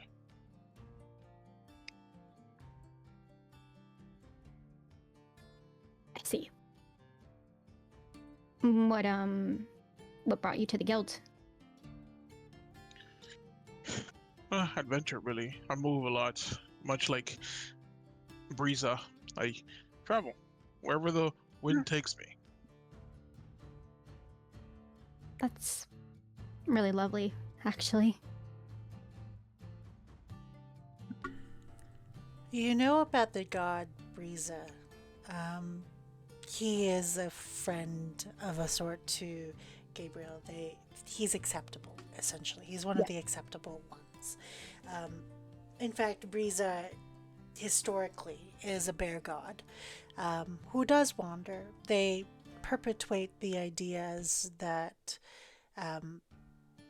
life will continue, the cycle will continue, and that the greatest adventure is one that takes you from where you were born to where you will eventually pass. The long journey of life is what they worship and carry through. One of the things you are doing now for the both of you is making a move where you're traveling across terrain that you both know. If this was terrain that you didn't know, we would move forward from there. But to the place where you need to set up this camp, and Kira has told you where to set it up, it in the instructions on the chalkboard that are following you now. In fact, the chalkboard is being pushed by a couple of individuals. They are two little starlings that are on top of this chalkboard. Their claws are kind of attached to the top of the boards, and they're basically going heave ho, as they're flying. They're using their wings to roll this thing to where you need to go. Just outside of the city center area, there is a spot that has no buildings around it whatsoever. People call this the wizard's meadow, because this is where many experiments take place away from the town proper. But you do see that the docks are nearby. There's even further afield more tents and encampments. This particular section has not been developed really, but there's a nice open meadow for you to set up this camp site temporarily, to set up this lab. As you unfurl the tent with Juracan's help, you peg it down, you set up it like a regular camp tent would, and then it inflates upwards, and as you go in through, the space is a little bit bigger on the inside. Beautiful tables, kind of made from some sort of bone, are laid out in very neat order. There is rows upon rows of vials and different flasks and containers all along the wall. There is a large kind of cooking station just in the center, with kind of like where you can use magic to heat up hot plates, but if you don't use magic, you can do it the normal way. And it's empty save for a desk with the only seat available in this space. It is, as they explained it, a mobile laboratory. And the starlings reel creaky, like this thing has been creaking all the way through as you go in. They creak it into the tent. You see some of their feathers fluff out, some of them molt, comes down onto the pristine tent floor. Where at? As they fly off out of the tent. I am so going to charge Kira for that lunch. Like, they owe me a silver. Like, this is the kind of talk that they leave with. Bye, Halo. Good luck. May the blessing of the Lord of Gabriel reach you and fill you up with joy and peace and wit. You're going to need a lot of that as they go. Bye, Bear Man. Thanks. See you. She kind of just sighs as they leave. Well, thank you for your help.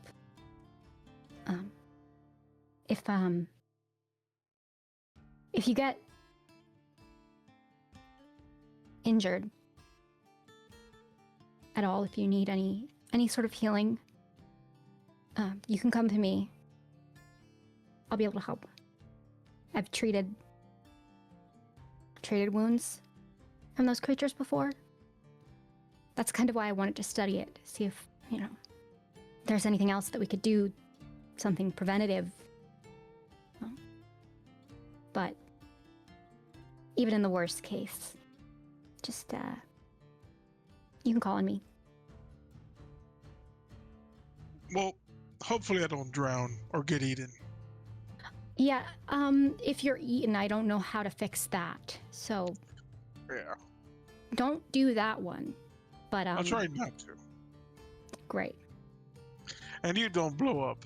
And then everything's gonna be perfect. You got it. Actually, if you want to just if you could just wait a few moments, maybe outside of the tent, just in case. She will try. She would try to make a bottle for him before he leaves to send with him for his battle. But yeah, she's gonna. Perfect. So what we'll do here is, because you, both of you together, roll this large, impossibly large tent, and like all the supplies and all that together to this pot, mark 2 progress on your journey, Halo, and then we'll see how successful your potion is, so that we can mark 2 progress on Juracan's journey. So the roll that you will need to make for this is, let's get you to try to fulfill a part of your vow. So roll me a d6. Like, you're not fulfilling the full journey, we're just trying to make some progress on it. Yeah, so just roll me a d6 and wits. Straight up. Okay. And then The total is sorry. the total will be 8. 8. Okay. I will roll privately for this one. And that way you guys have some suspense. Just for this roll. Otherwise I would totally just roll it publicly. An 8, you said. Mm-hmm. Okay. I'm nervous.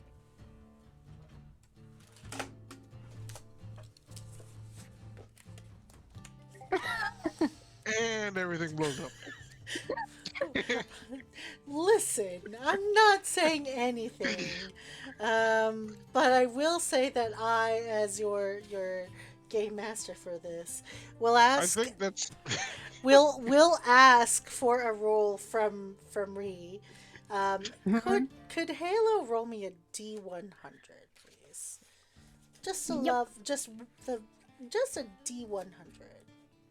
That's the equivalent of when, like, in D&D, they just start rolling dice behind their screen. 37. 37. Excellent. Okay, hold on. Hold on. Hmm. Hmm. Hmm. Hmm. Hmm. Hmm. Okay. As you're making this potion, how loud does it sound to you? First of all.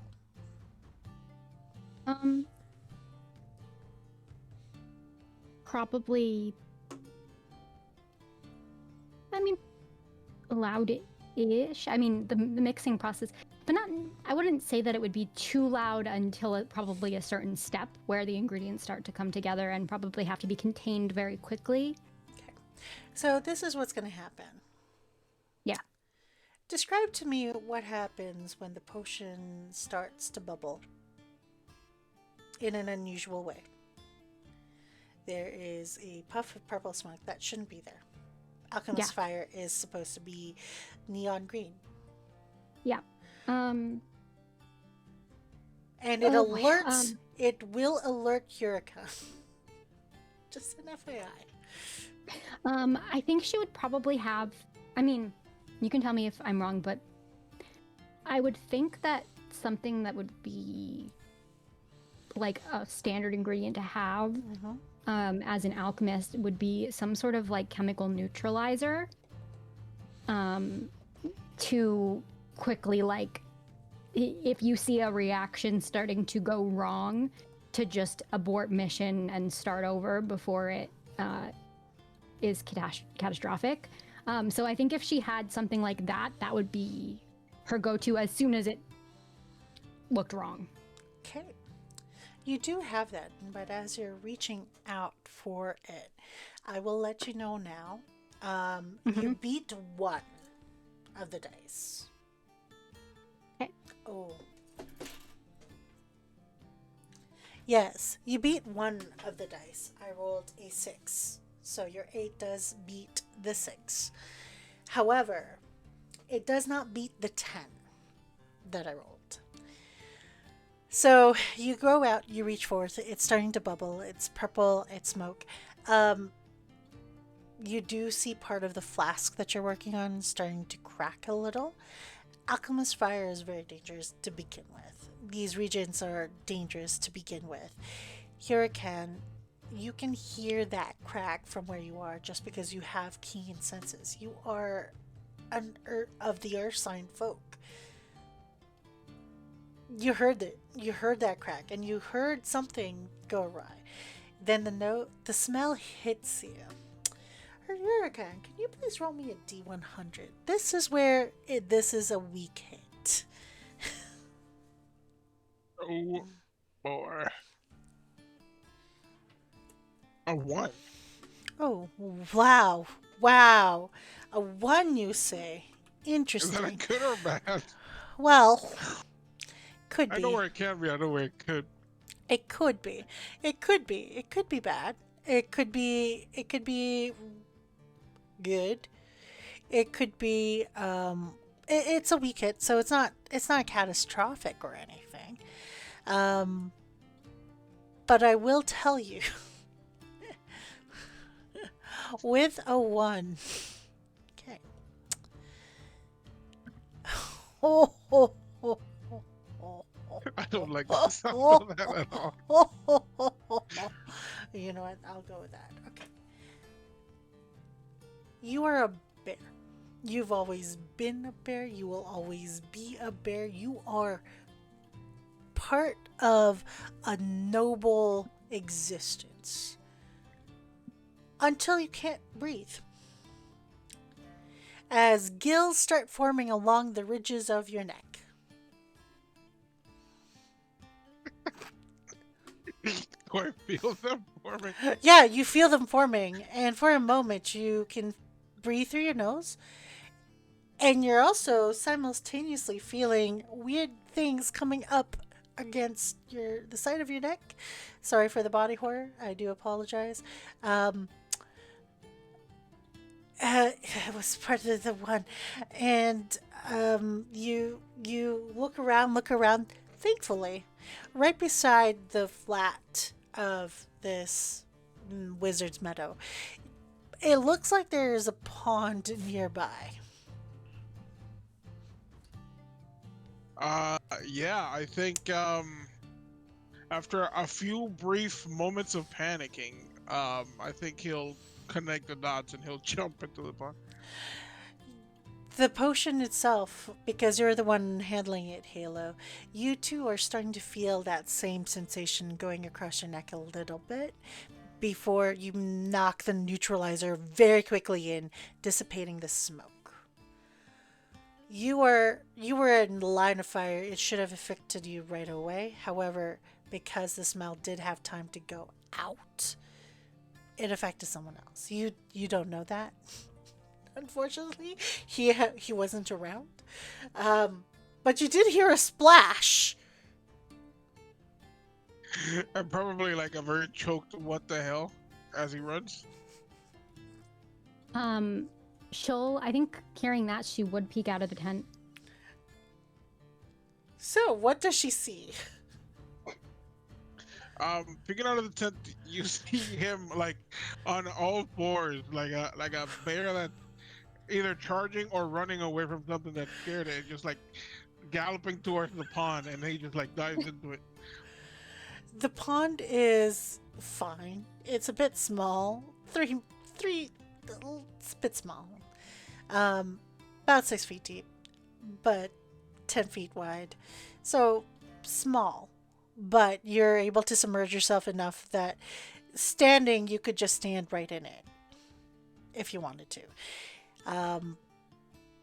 There's kind of like, hey, watch it, buddy, as one of the tritons that was also trying to take a swim nearby nearly gets stomped on by one of your bear claws. And they go, oh. That's not going to last long, I don't think. And as soon as you dive into the water, the gills are gone. So I think that just panics him again because he just jumps into the water to breathe, but then he can't breathe underwater, so he goes up for fucking air. And like, what in the world is going on? You do Juracan, see are you this. I don't know if I'm, and he's like grabbing for his like, I don't know if I'm okay. What did you do with it? She runs over and just kind of examines him quickly. The gills are gone, right? What happened? I was sitting there playing with the pebbles on the ground, and then I heard a crack. And when I was gonna go look, I couldn't breathe. So then, like, I just thought of water, so I ran at the water and I tried to breathe underwater. And I don't know why I thought I could breathe underwater, because I'm a bear. So I started drowning. So I stopped drowning, and now we're here. Oh, okay. Yeah, sorry about that. Really, please, don't. I did tell you to wait outside of the tent because I didn't want you to breathe in the fumes. If anything, we're still working on it. We're working on the alchemist's fire. First attempt fell a little bit short. Right. He'll say as he like as he stomps out of the water. So 10 feet distance from the possibly flammable, now turning into fish tent.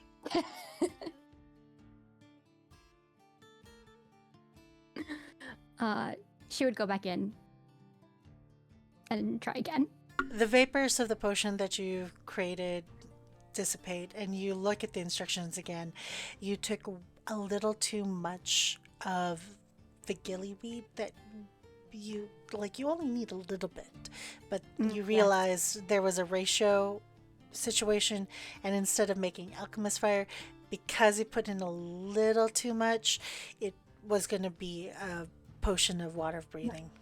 We just needed enough of it to make sure that it can still work in the water and be resistant, but not so much of it that it turns it into a water breathing potion. All right, let's try this again. Okay, Mark 1 progress on your quest. Meanwhile, you're out there just doing your thing. Roll me Where? an. Oh, sorry, go on. Oh. Where on my is it on the oaths and bonds one, the dangerous one? Yep, Okay. just mark 1 for that because it was a weak hit, but it did succeed to some extent. Roll your d6 again. Cool. Come on, let's go. Yay, that was a 6, which with my other is a 12 because I have 6 in wits. You managed to salvage the potion that you were making. It's decent, but you'll set that one aside, giving yourself really clear instructions for yourself on what to do correctly. Your second potion is perfect. All right. The neon green and the light wisp of fire is ever present within this bottle. So long as he doesn't break the bottle, it should be fine. All right. Very pleased with this attempt going much better. She'll leave the tent and she'll hand the bottle to Juracan and just, okay, this one should work. And she'll give him instructions for how to use it. If you don't end up using it, just bring it back to me because I do have to make 69 more of these. And yeah, but if you need it, absolutely use it. Be safe and good luck. He'll like very gingerly, not even sniff it. He's probably holding his like also with the other hand, and he's like puts it on puts it on his belt. Yeah, belt. Yeah. Like hangs it Just on his belt. a word of caution. Regardless of what kind of potion it is, breathing in fumes of a freshly alchemized potion of any kind is usually inadvisable. Noted. Yeah, I won't go sniffing up alchemist tents or shops or anything alchemical. And if you do want to waft, you waft like this so that you don't put your nose into it directly. Anyway, you have things to do. Thank you again so much, and good luck on your mission. I'll need it. And he'll just stay safe, and he'll make his way. So for Ree, I took all of that whole interaction between you and Juracan, and because you rolled a 12, it beat what I rolled off screen into a very strong hit.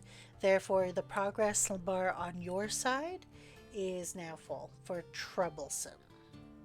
Because that whole entire thing, just making the first 2 potions, Gotcha.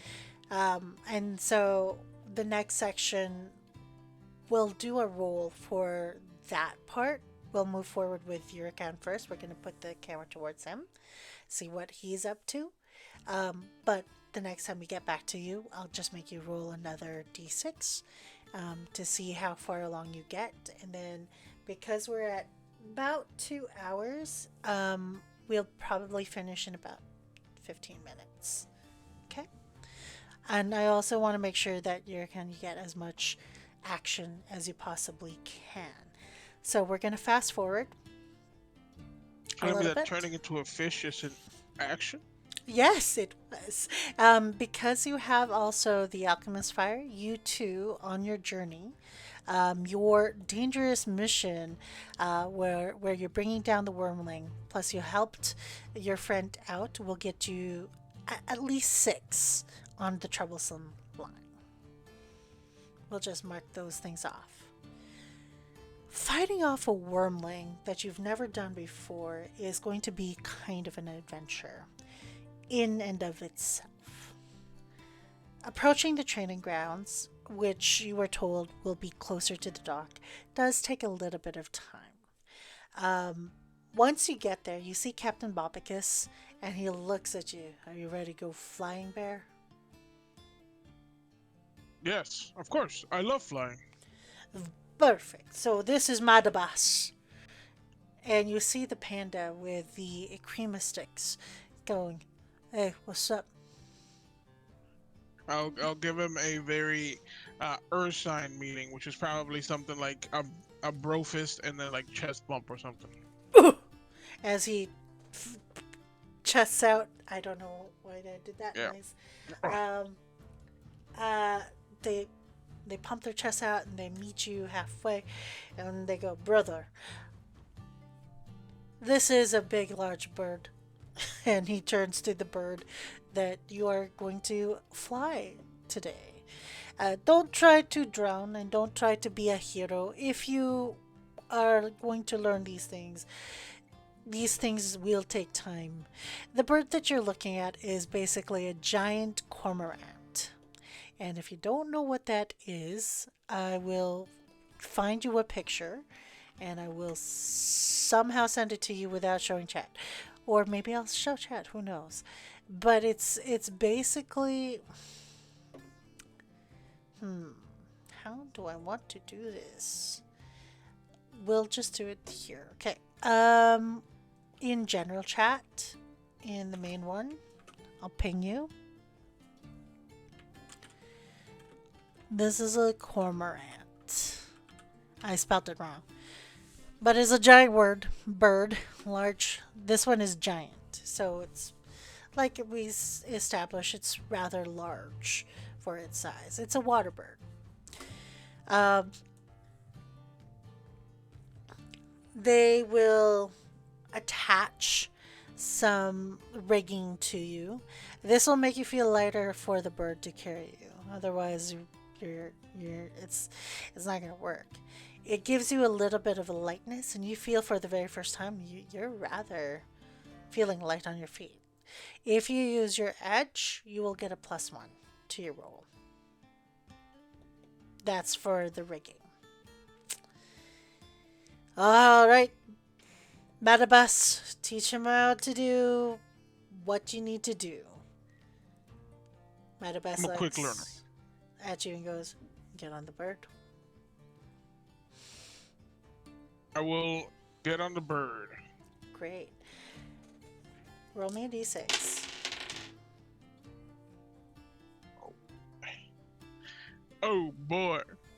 And that was where I was using edge for that one. Mm-hmm. That is a 7. What does it feel like going on top of a bird, which is something you're not used to, for one thing? And then possibly insulting it by stepping a little bit on its tail feather. I think even though he looks very confident in what he's doing, he's never flown at all, probably in his life. So he is doing things awkwardly, like probably he's like you said, stepping on the bird, or like maybe he's like pulling on the bird's feathers a little bit too hard or something. I need you to do something for me as you get on this bird. I'm gonna roll this publicly. The bird kind of goes out towards you very quickly with lightning fast speed. As you finally sit upon it, squawks directly at you after its tails were slightly diminished, and squawks right in your face. I need you to make a move to... Hold on. Whoa. Whoa. Where are you doing this? And this is not what I want to do. Let's just delete that. Sorry, guys. 1 second. Okay. Where are my... There we are. Okay.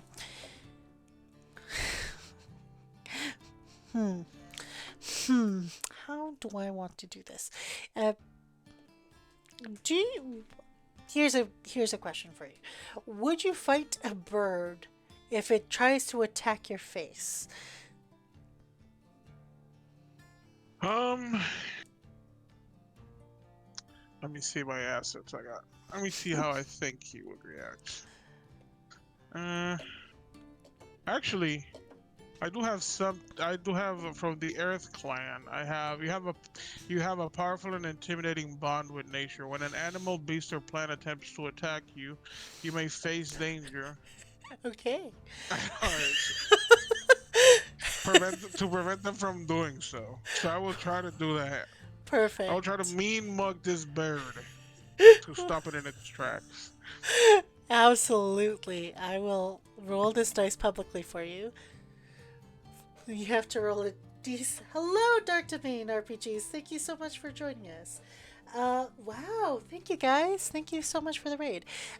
We are playing some Iron Sword, and my good friend Yampa, who is playing an amazing character named Juracan, is about to beat Mug, a goose.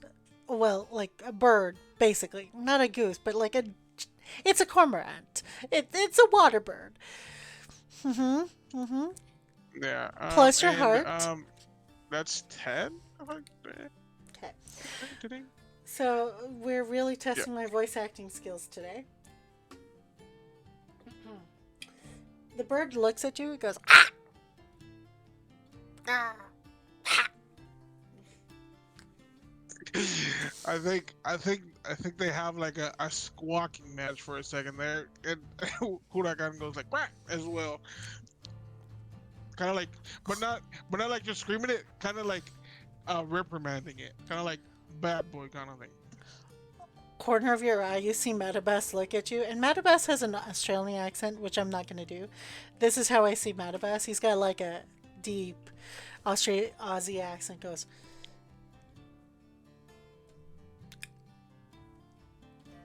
a bear that talks bird. Never thought I I'm would full see of the day. surprises. Well, let's see if you're full enough of surprises to defeat a wormling. Add to your tracker another 3 for that because you conquered a flying bird. A big bird. Very big bird. Flying up in the air on the wings of this bird. It's so nice being up here. You realize with these birds, and Matabus will tell you this as you're flying up, along with a couple of the others. When it comes to the cormorants, they don't have much flight distance. They can go fairly far within the bay area. But in terms of like longer distances, they get tired real quick. They're great swimmers, great flyers, but not like their smaller counterparts. These ones, they'll get tired too quickly. You'll be floating in the middle of the ocean with them if they decide to rest after 3 hours of flight. And he nods, looking very, very important. Ah, look down there. There they are. A school of wormlings rock through the glowing ocean below, and you see one of them has a very sharp looking horn in the middle of their forehead. That one is in the front, weaving their way through this school. There's about 3 more bodies of these elongated wormlings rocking through the waves after, and then 2 more smaller ones just behind them, kind of like a school.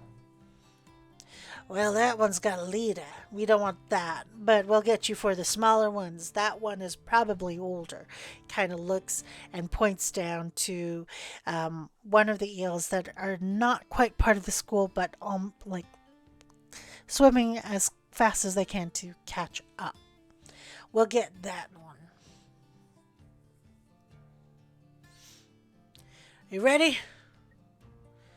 As ready as I'll ever be. Well, it looks like we're about to enter the fray. So that is a move that you can do, that anyone can do. Part of the move reference. If you go to enter the fray, this is going to start us on a fight. And it will determine your position in this fight. Now, because I know all of the rules for this game.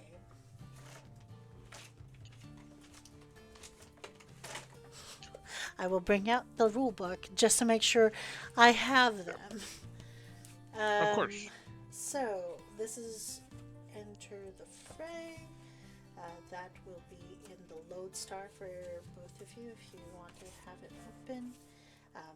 Not necessary if you don't have access to it, because for this particular situation, I should have all the rules. Okay.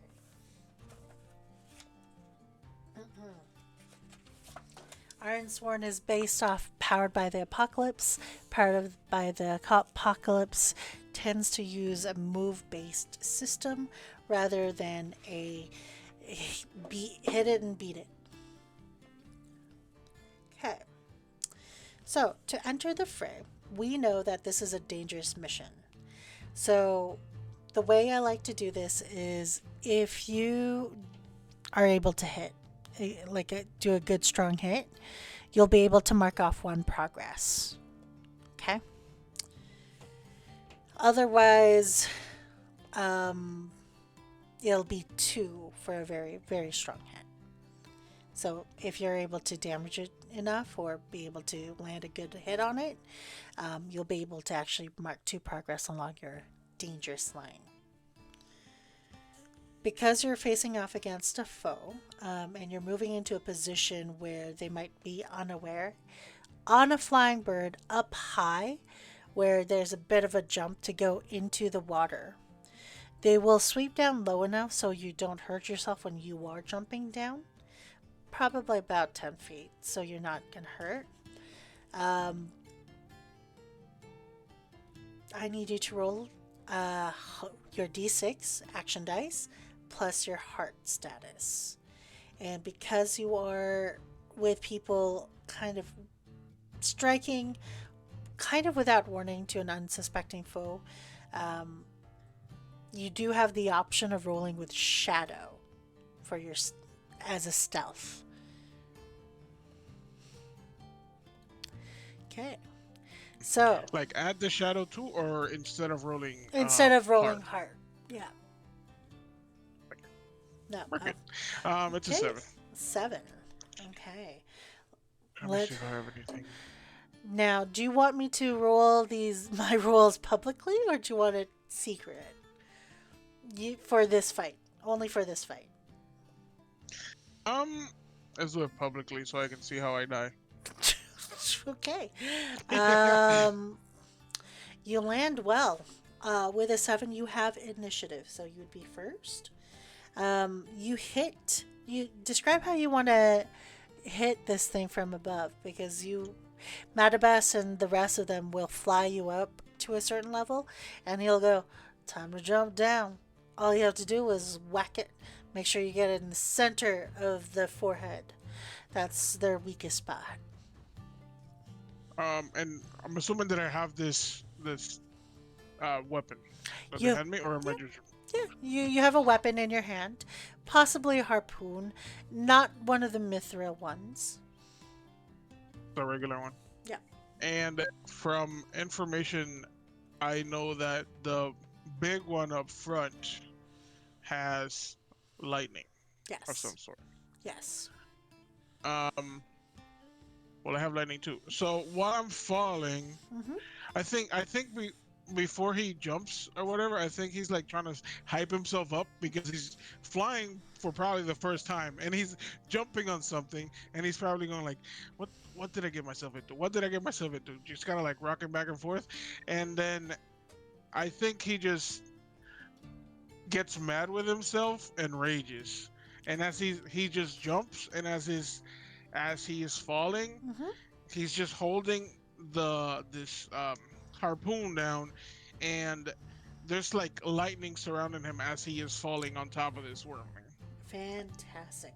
Take +2 to your momentum. That allows you. Yes. Yeah, that will allow you for your strong hit. Additionally, let's see if you've got anything extra on your character sheet assets to see if you gain any other ones. Um, you're not securing an you're kind of securing an advantage, but we didn't roll for that. You're entering initiative. Your size does make you fearsome. You haven't lost any health yet. Folk hero, nothing there yet, but you are the way of the Storm King. You haven't received any harm yet. Perfect, but you're about to face some danger, and you are facing a wormling that you're going into combat with. The wormling itself feels you as you hit it. As you do so, because you have initiative, you can either strike or you can clash, or you can go right into because you went into a rage. One of those two things you can do. So I can strike or I can clash. And then let me open. Strike is when you have initiative and you can attack in close quarters. So once you land onto this thing, which you do, you're able to roll plus iron.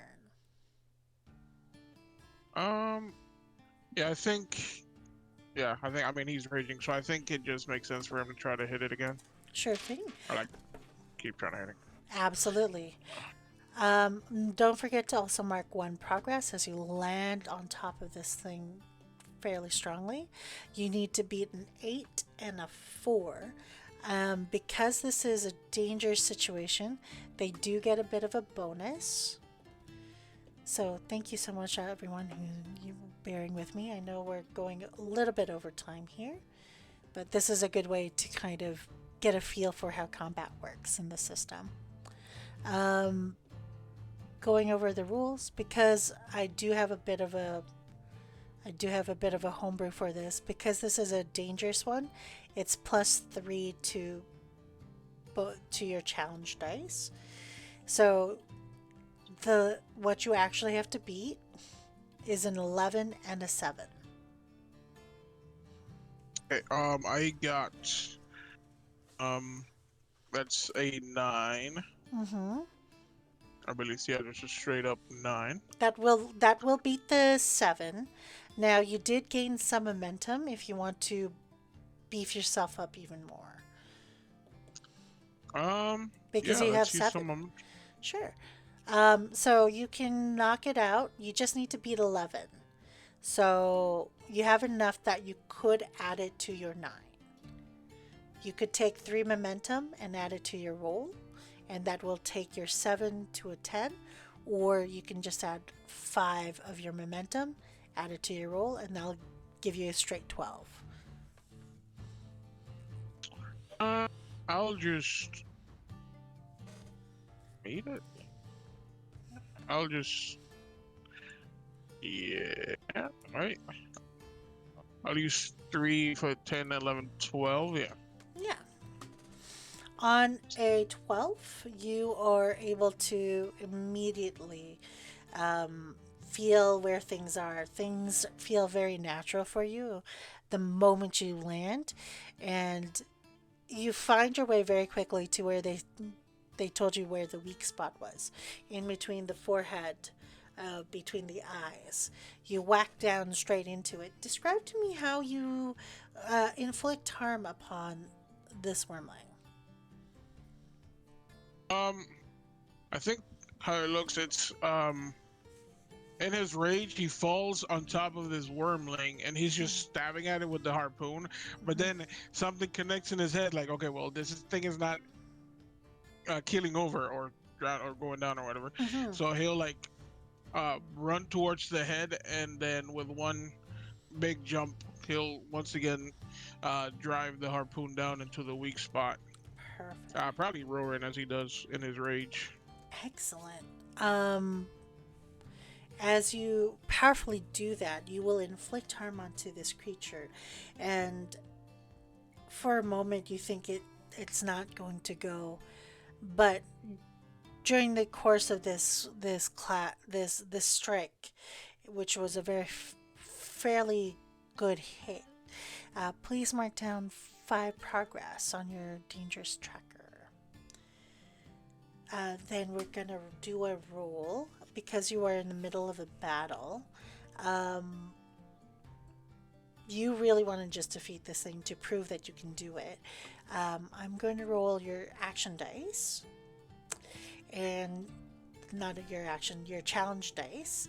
You'll just make another roll with either edge or iron to try to essentially complete your journey here. We shall do iron again. Mm-hmm. That is another 9. 9 will beat those numbers, but that 5 is an 8 and that 3 is a 6. So both of those will be defeated. You still have advantage. You go ahead and strike again. In this fight, you can describe how you ultimately achieve your goal. Oh man, so we said that this one was like a little bit older, Mm-hmm. perhaps a bit weaker. Mm-hmm. I don't know if I want to make it this as graphic as I can, but he is raging. He's a big bear. He's a barbarian. He is trying to prove his point. I think he just keeps driving the harpoon down into this weak spot, Mm-hmm. and go to like one side of the body and start like using his body to like leverage it and try to like twist his head as he's like yanking. Excellent. You hear a very satisfying crunch. Give yourself +2 to your momentum, and then complete the rest of the progress bars. You have completed your objective without having to use alchemist fire, which, by the way, it is on you, and you're in the middle of the ocean, in the middle of a fight, and that vial is still fairly dangerous. Let's see, because I am a chaotic kind of DM. Roll me a D100, please. Oh my. D100. That is a 90, straight up 90. Despite the jostling that this bottle is taking, surprisingly, by the end of it, you're in the middle of the ocean and everything is great. You're in the blood of your enemy. The school of wormlings kind of drift off. The bottle remains intact. So for the next session we do together, you have a bottle of alchemist fire on your person, and that will be an asset that we will add to your character sheet as an item. Nice. And that is that section. We zoom out. We go towards Halo. Halo, you have, over the course of the past couple of hours, and who knows how long Juracan is out there fighting wormlings, or however long it is that they just kind of take some of them out and bring them into town.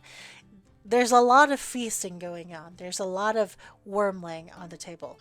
However, you don't get to participate fully in that celebration.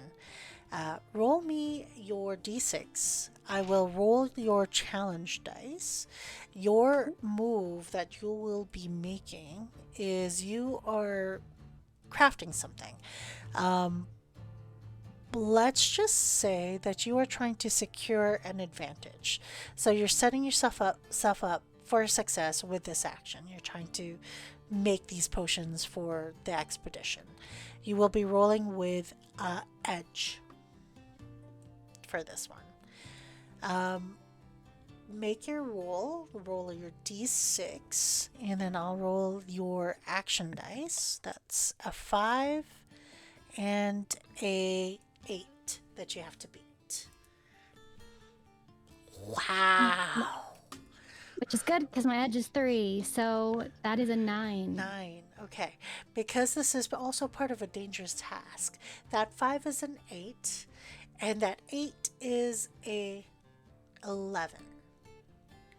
do you have momentum that you can burn to beat that 11?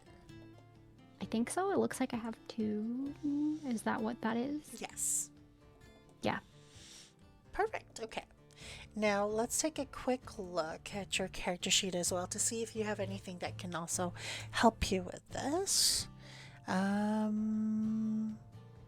think the thing that would probably help me is probably the thing that we haven't homebrewed yet. Yes, that's true. Facts. We'll get there. We'll get there. I will probably figure something out with that. Let's just say for peace of mind, you get a +1. So you rolled it a 6 plus a 3 plus 1, so that's a 10. You still have momentum that you can burn to make it So I can even. use 1. Yeah. Yeah. You are able, by the halfway point, though you don't know how she gets there, she goes, "These are not bad. Good job. Make more." You got it.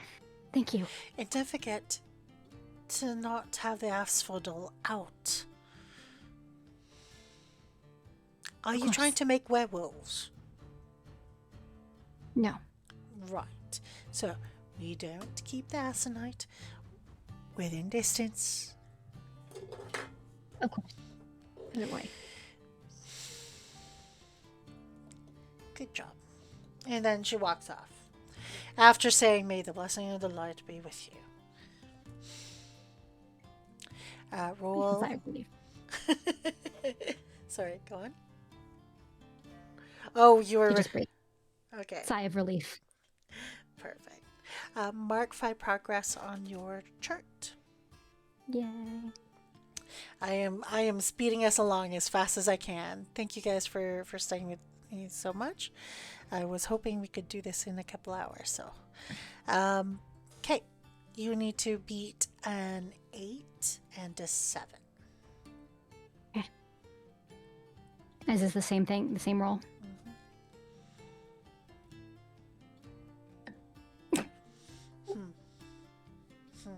That is not going to beat either of those. Describe what happens on your second last potion.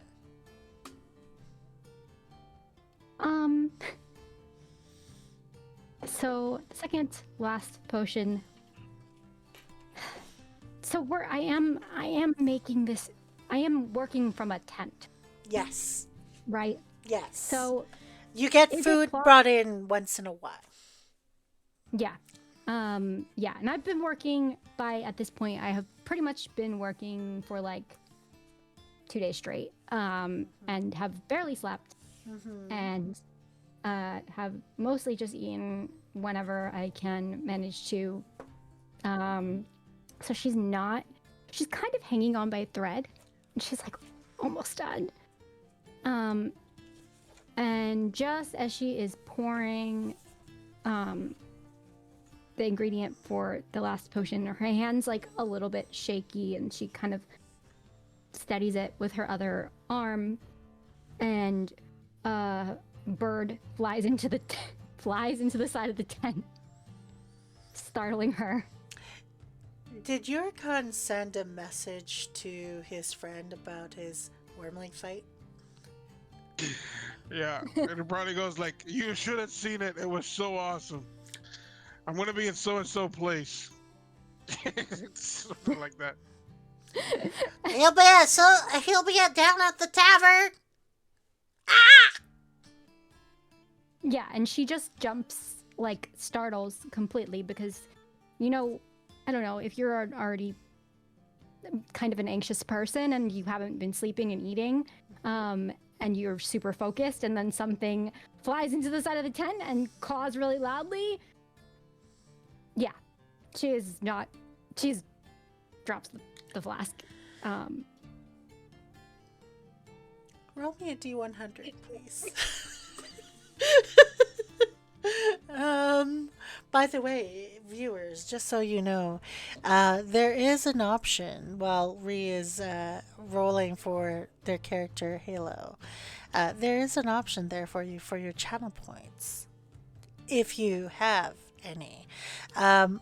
It's called, there's a couple of them. One is called Wield or Woe, one of them's Chaotic Momentum.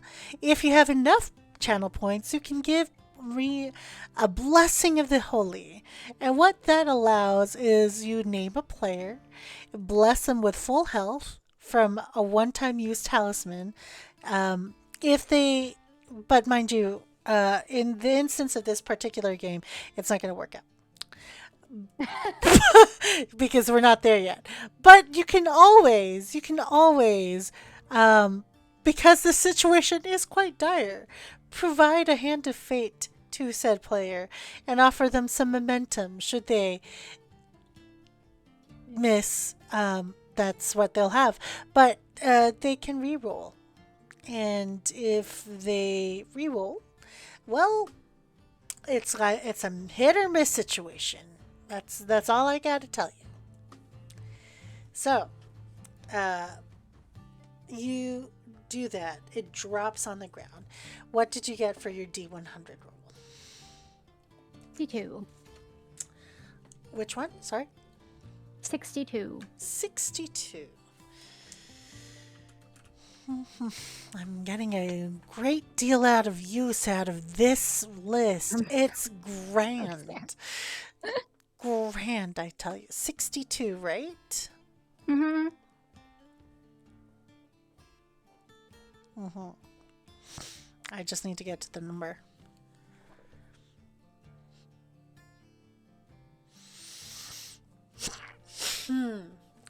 Huh.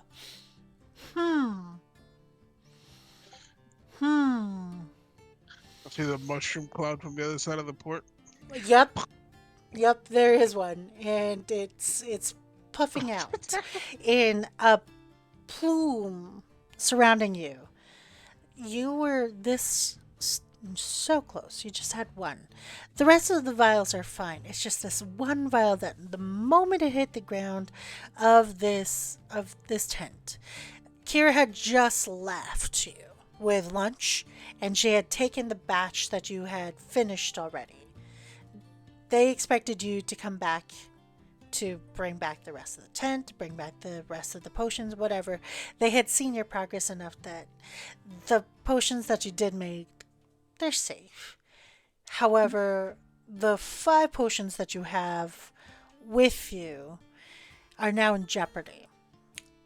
On the chattering across the ground, a plume of red smoke rises from the ground. And instead of flame, because you were not quite done with the mixture, a bit of the crow's feather that had delivered their message falls into the potion, thus causing sparkles to explode throughout the entire tent and your own person. You are now a glittering light display of red, blue, purple sparkles that go up and down your arms. The magic of such items is such that the moment it gets into your face, like, you feel pleasantly high.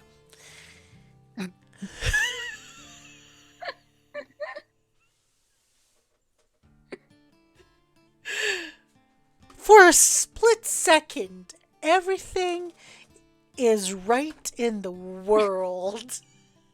There is nothing but peace and happiness.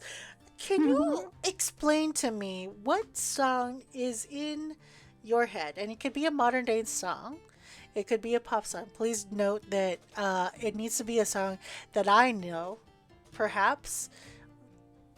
Maybe from the musical, from a musical even is fine. A musical that we both enjoy. Yeah. To be honest, the thing that first popped into my head is that was that meme with like the guy, the one that goes to come on, baby, turn the lights out. You know that one? That's what popped into my head immediately. The tent is so dark, but your mind is so bright. For that song plays and echoes in your brain. You have no idea where this song is. This is not part of the song, any song you've heard within the places you've been. High nobility within the elven realms would never play such a deranged and naughty song. In fact, this is probably something that you overheard from one of the dwarves that had come by passing through, along with their caravan of chaos gremlins. And the song plays. So sorry, Ree. Fine. It's fine. I'm so sorry. It's okay. I'm so sorry. I need you to roll me another D100. It was just this Okay. bad. It was just this bad. It's okay. I'm so sorry. I'm not, but I am. 5. 5.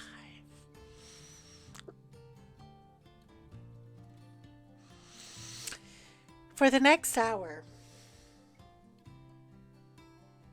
you are blind. You are deaf. You are covered in sparkles. You find yourself on the ground, looking up at the tent. A colorful display of sparkles everywhere. After the hour passes and the plume of sparkle dust clears, of which you have no idea what the effects of that will be, you are roused from your stupor. And explain to me what what you see on Kira's face as they look at you. I mean, I still see sparkles, but I can imagine. I've seen her displeasure enough to imagine that probably behind the sparkles is a very not so pleased Kira. When I said go with the light and blessed be with your day, this is not what I thought you would do. This wasn't. It was an accident. I'm sorry. You are really, really colorful, though.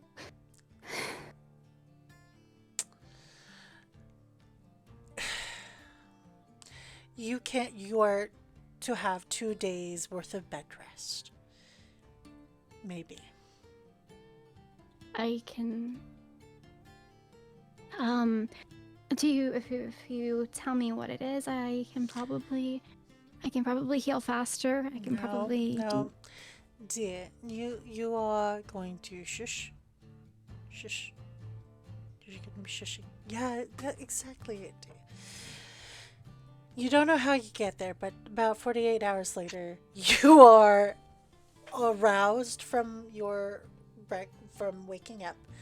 A crow is there.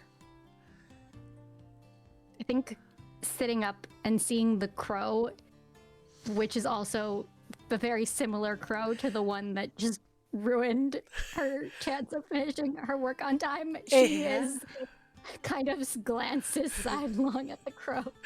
It is the very same crow. His name is Jack. And Juracan, your friend did not show up at the time and date and place you had asked them to be there.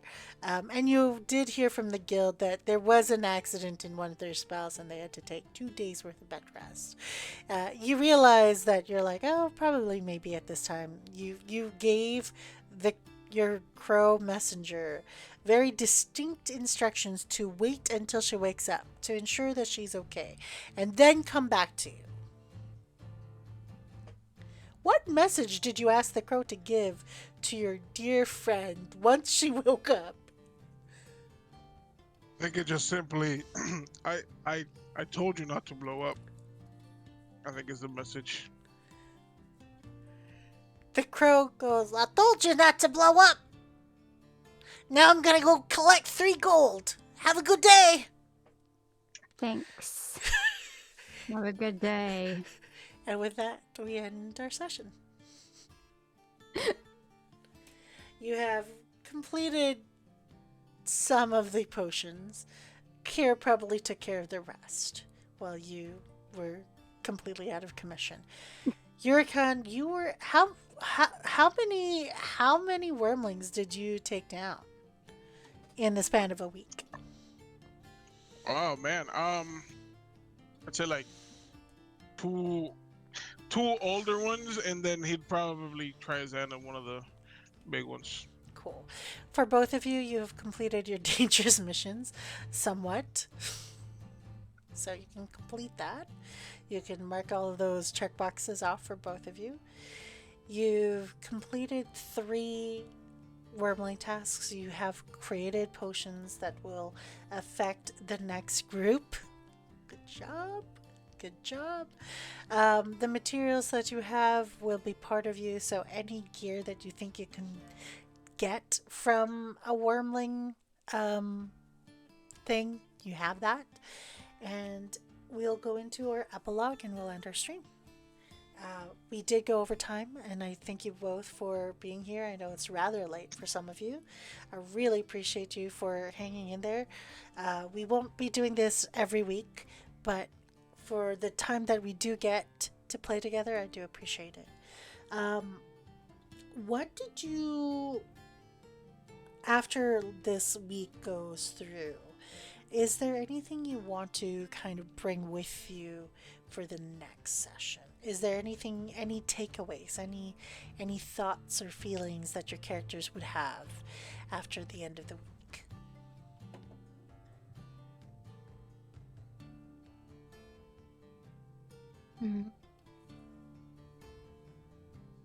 I think to just back to work. Gotta work twice as hard to catch up.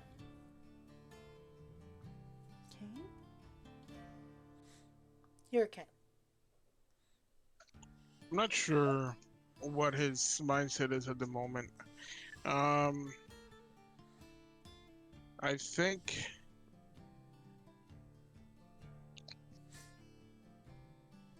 protective of some sort, right? He's helping the port. He's trying to help his new friends. But how does that make sense? I don't know. That's kind of like the vibe that I'm getting. So protective somehow.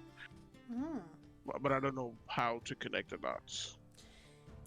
There's a lot of activity that goes on with the wormling situation as you get involved with Captain Bobicus. You get involved in some of the wormling things, and Halo, you get pulled in a couple of times because your healing potions are great. At this time, there is no curse. But as you know, this is all about a stone curse that's going to approach Port Nox on the table for you guys as players. Your characters don't know that. And, No, you're good. Go ahead. prior to the knowledge of the curse, Halo will have received news that causes her to set out on her own.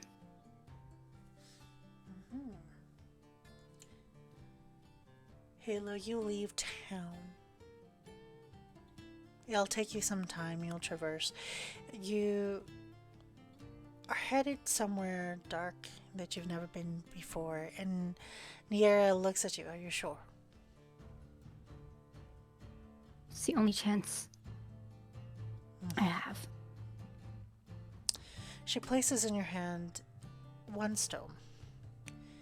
It will recharge once every 3 days. It is a sending stone that she will leave with you. Thank you. You'll be able to use it for up to an hour. So you can call or contact anyone who you wish up to an hour. If you go into the gardens, just know you must be absolutely quiet. The spirits will come for you. They are restless. Any noise you make will draw their attention. Those souls cannot escape the forests once you go in. I hope you understand. We do. Report back to me when you can with the sending stone. I will want your progress each and every time as much as you possibly can. See to it that you are safe. Do. I have to make it back. Roll me a D100.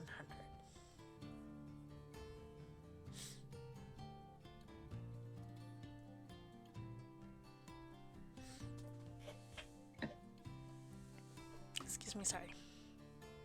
85. Just as you look, just as you leave, looking forward, you see her reach out with her hand, and you hear a crack, like a weird cracking noise, and a sigh. And she turns away from you so you don't see anything else. And with that, we end.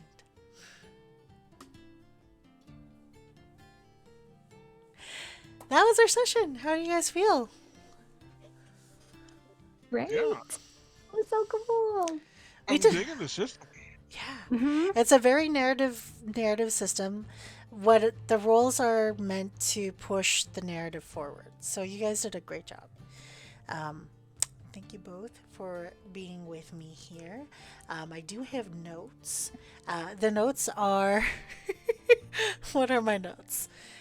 Thank you so much. You totally looking forward to playing with you guys next time.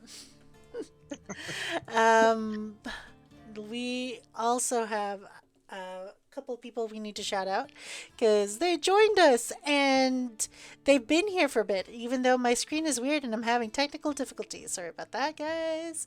I do apologize. I have so many technical issues. I do appreciate both of you for being here. Thank you both for hanging out with us, and for the raiders. I think there were like 2 of them who joined us. I didn't see. Yeah, we had 2 raids. Yeah. We had Quest Accepted. We had Dark Domain RPGs. Yes. Um, Oh, the shout. I'm trying to shout out to people. Hold on. Shout. was there one more? Might have had one more. We did have one more? Oh my goodness. I'm not positive. Trying to We'll give another shout chat out. moment and scroll. Oh, I don't know if I have my scrolling feature off. So sorry. But for the people who did, join us in our journey tonight, thank you guys for joining us. It's really great. We had some major technical issues at the beginning of the game, as these things go. So I'm getting timed out in my own stream. What the hell? Spamming your chat from shame. Wow. You know what? I just wanted to shout out somebody. I have to wait one. You know what? Screw this noise. Hold on. I can do this some other way. I want to shout out Dark Domain RPGs for joining us in. Thank you guys so much for rating us and being with us. I don't know if they're with us, but I will try. They have like Power Rangers on their channel. Yeah, I know. They have YouTube as well. So go check them out. They are a cool group. What else? You guys get to tell me where we can find you on the internet as I shout out people and close us off. Maybe give me something that you enjoyed about the system and what you liked about the game so far. And what you want to find out. Sure. Um, yeah, so hi everyone, I'm Ree. Also, SorcerieArts. I do art, as the name implies. I've done some art for this lovely channel. We'll be doing more in the future. And I am on Mortal Rolls on Mondays. We play Pathfinder second. Oh yeah, and that's some of my art right there that Yampa's got from a campaign with the Cat's Meow that just wrapped up, Orphan Blood. If you haven't seen it, you should check out the VODs for that because it was awesome. Yeah, Mortal Rolls Mondays, Wednesdays, Crit Crafters, playing Odyssey of the Dragon Lords. Art's on both of those two channels. And I play on them and it's lots of fun. We play Pathfinder. And yeah, I'll be back here. I think we have our second session June 6th, if I am remembering correctly, based on the schedule. Yes, I got timed out again. Nope. Yep. I'll be back here. And then stay tuned for more exciting projects. Yeah. Thank you so much. I am And the furiously. system. Oh, I like yes. about the system. I really like I like the flexibility of the system. I like that it's so narrative focused and it kind of just encourages. I like it that kind of encourages you to build as you go. I think that's really neat. And I love playing with Yampa. I also just already enjoy these two characters because they have such different skill sets that it's very fun. And yeah, I can't wait to learn more about all the other characters and see what happens in the gardens. Find out what happened that this session ended off on Yeah. that was so mysteriously kept from us. Mysterious. So mysterious. Perfect. Thank you so much. Yampa. Yeah, what's up? Yampa, I played Huracan. I'm a bear and I jump on things. That's pretty dope. I also have lightning, but I can't use it yet. Where you can catch me as of right now, here. Because sadly our Orphan Blood has ended. It was amazing. You guys should check out the Cat's Meow show. He does amazing stuff. But usually around this, like our little community of streams, Taking Time Bob, Super Cyber Station, super talented people that you should check out as well. To piggyback on what Ree said about the system, yeah, I really like the fluidity, how it, everything just to like +1 that. And I also want to give thank you for inviting me to this. It's really interesting. The whole world that you built up. I want to see what's up. What's what's the secrets? What's going on? And it's like always a pleasure. It's a pleasure to get to play with you guys again.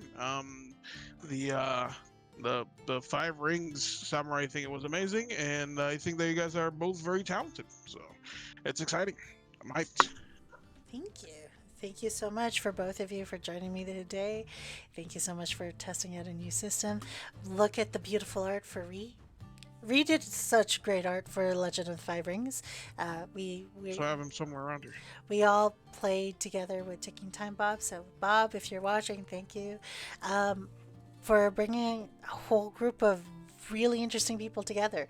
I don't know if I have friends on, covering our faces for a moment, who are playing. It looks like Razzlemeyer is on right now. But Also, if you need a recommendation, yes, Sparkles Mandy is on, and she is lovely. I follow them. You know what's so funny? Half the people you'll mention, They're I'm all like, we're all somewhere. We're all somewhere together. It's a wild ride being in the TTRPG space. I love it. It's awesome. So since most of our friends are somewhere around here, let me find. I see Razzlemeyer's doing some Pathfinder. Void Doll is doing stuff too. And you said Sparkle Mandy. Why don't I have Spark? So the funny thing about this is I follow them, but they're not showing up on my raid channels because they're Which is not. weird sometimes. Yeah. So what we're gonna do is we're gonna start a raid on Sparkles Mandy, just because why not? We are here to hang out and have a good time, and support everybody else. I want everyone to have a great night. And thank you so much for stopping by first time on GM of Revan's channel. We are small but very happy to have you with us. And that too. What is that? We're gonna say goodnight. You know what? That's a great way to do this. Let's say goodbye. Bye, butts. Bye, everybody. And in 3, 2, 1, I'm gonna stop streaming. We just want to make sure that the party raid is going through. And it's ending. And cool. And that's it. That's us. Oh, it's still recording.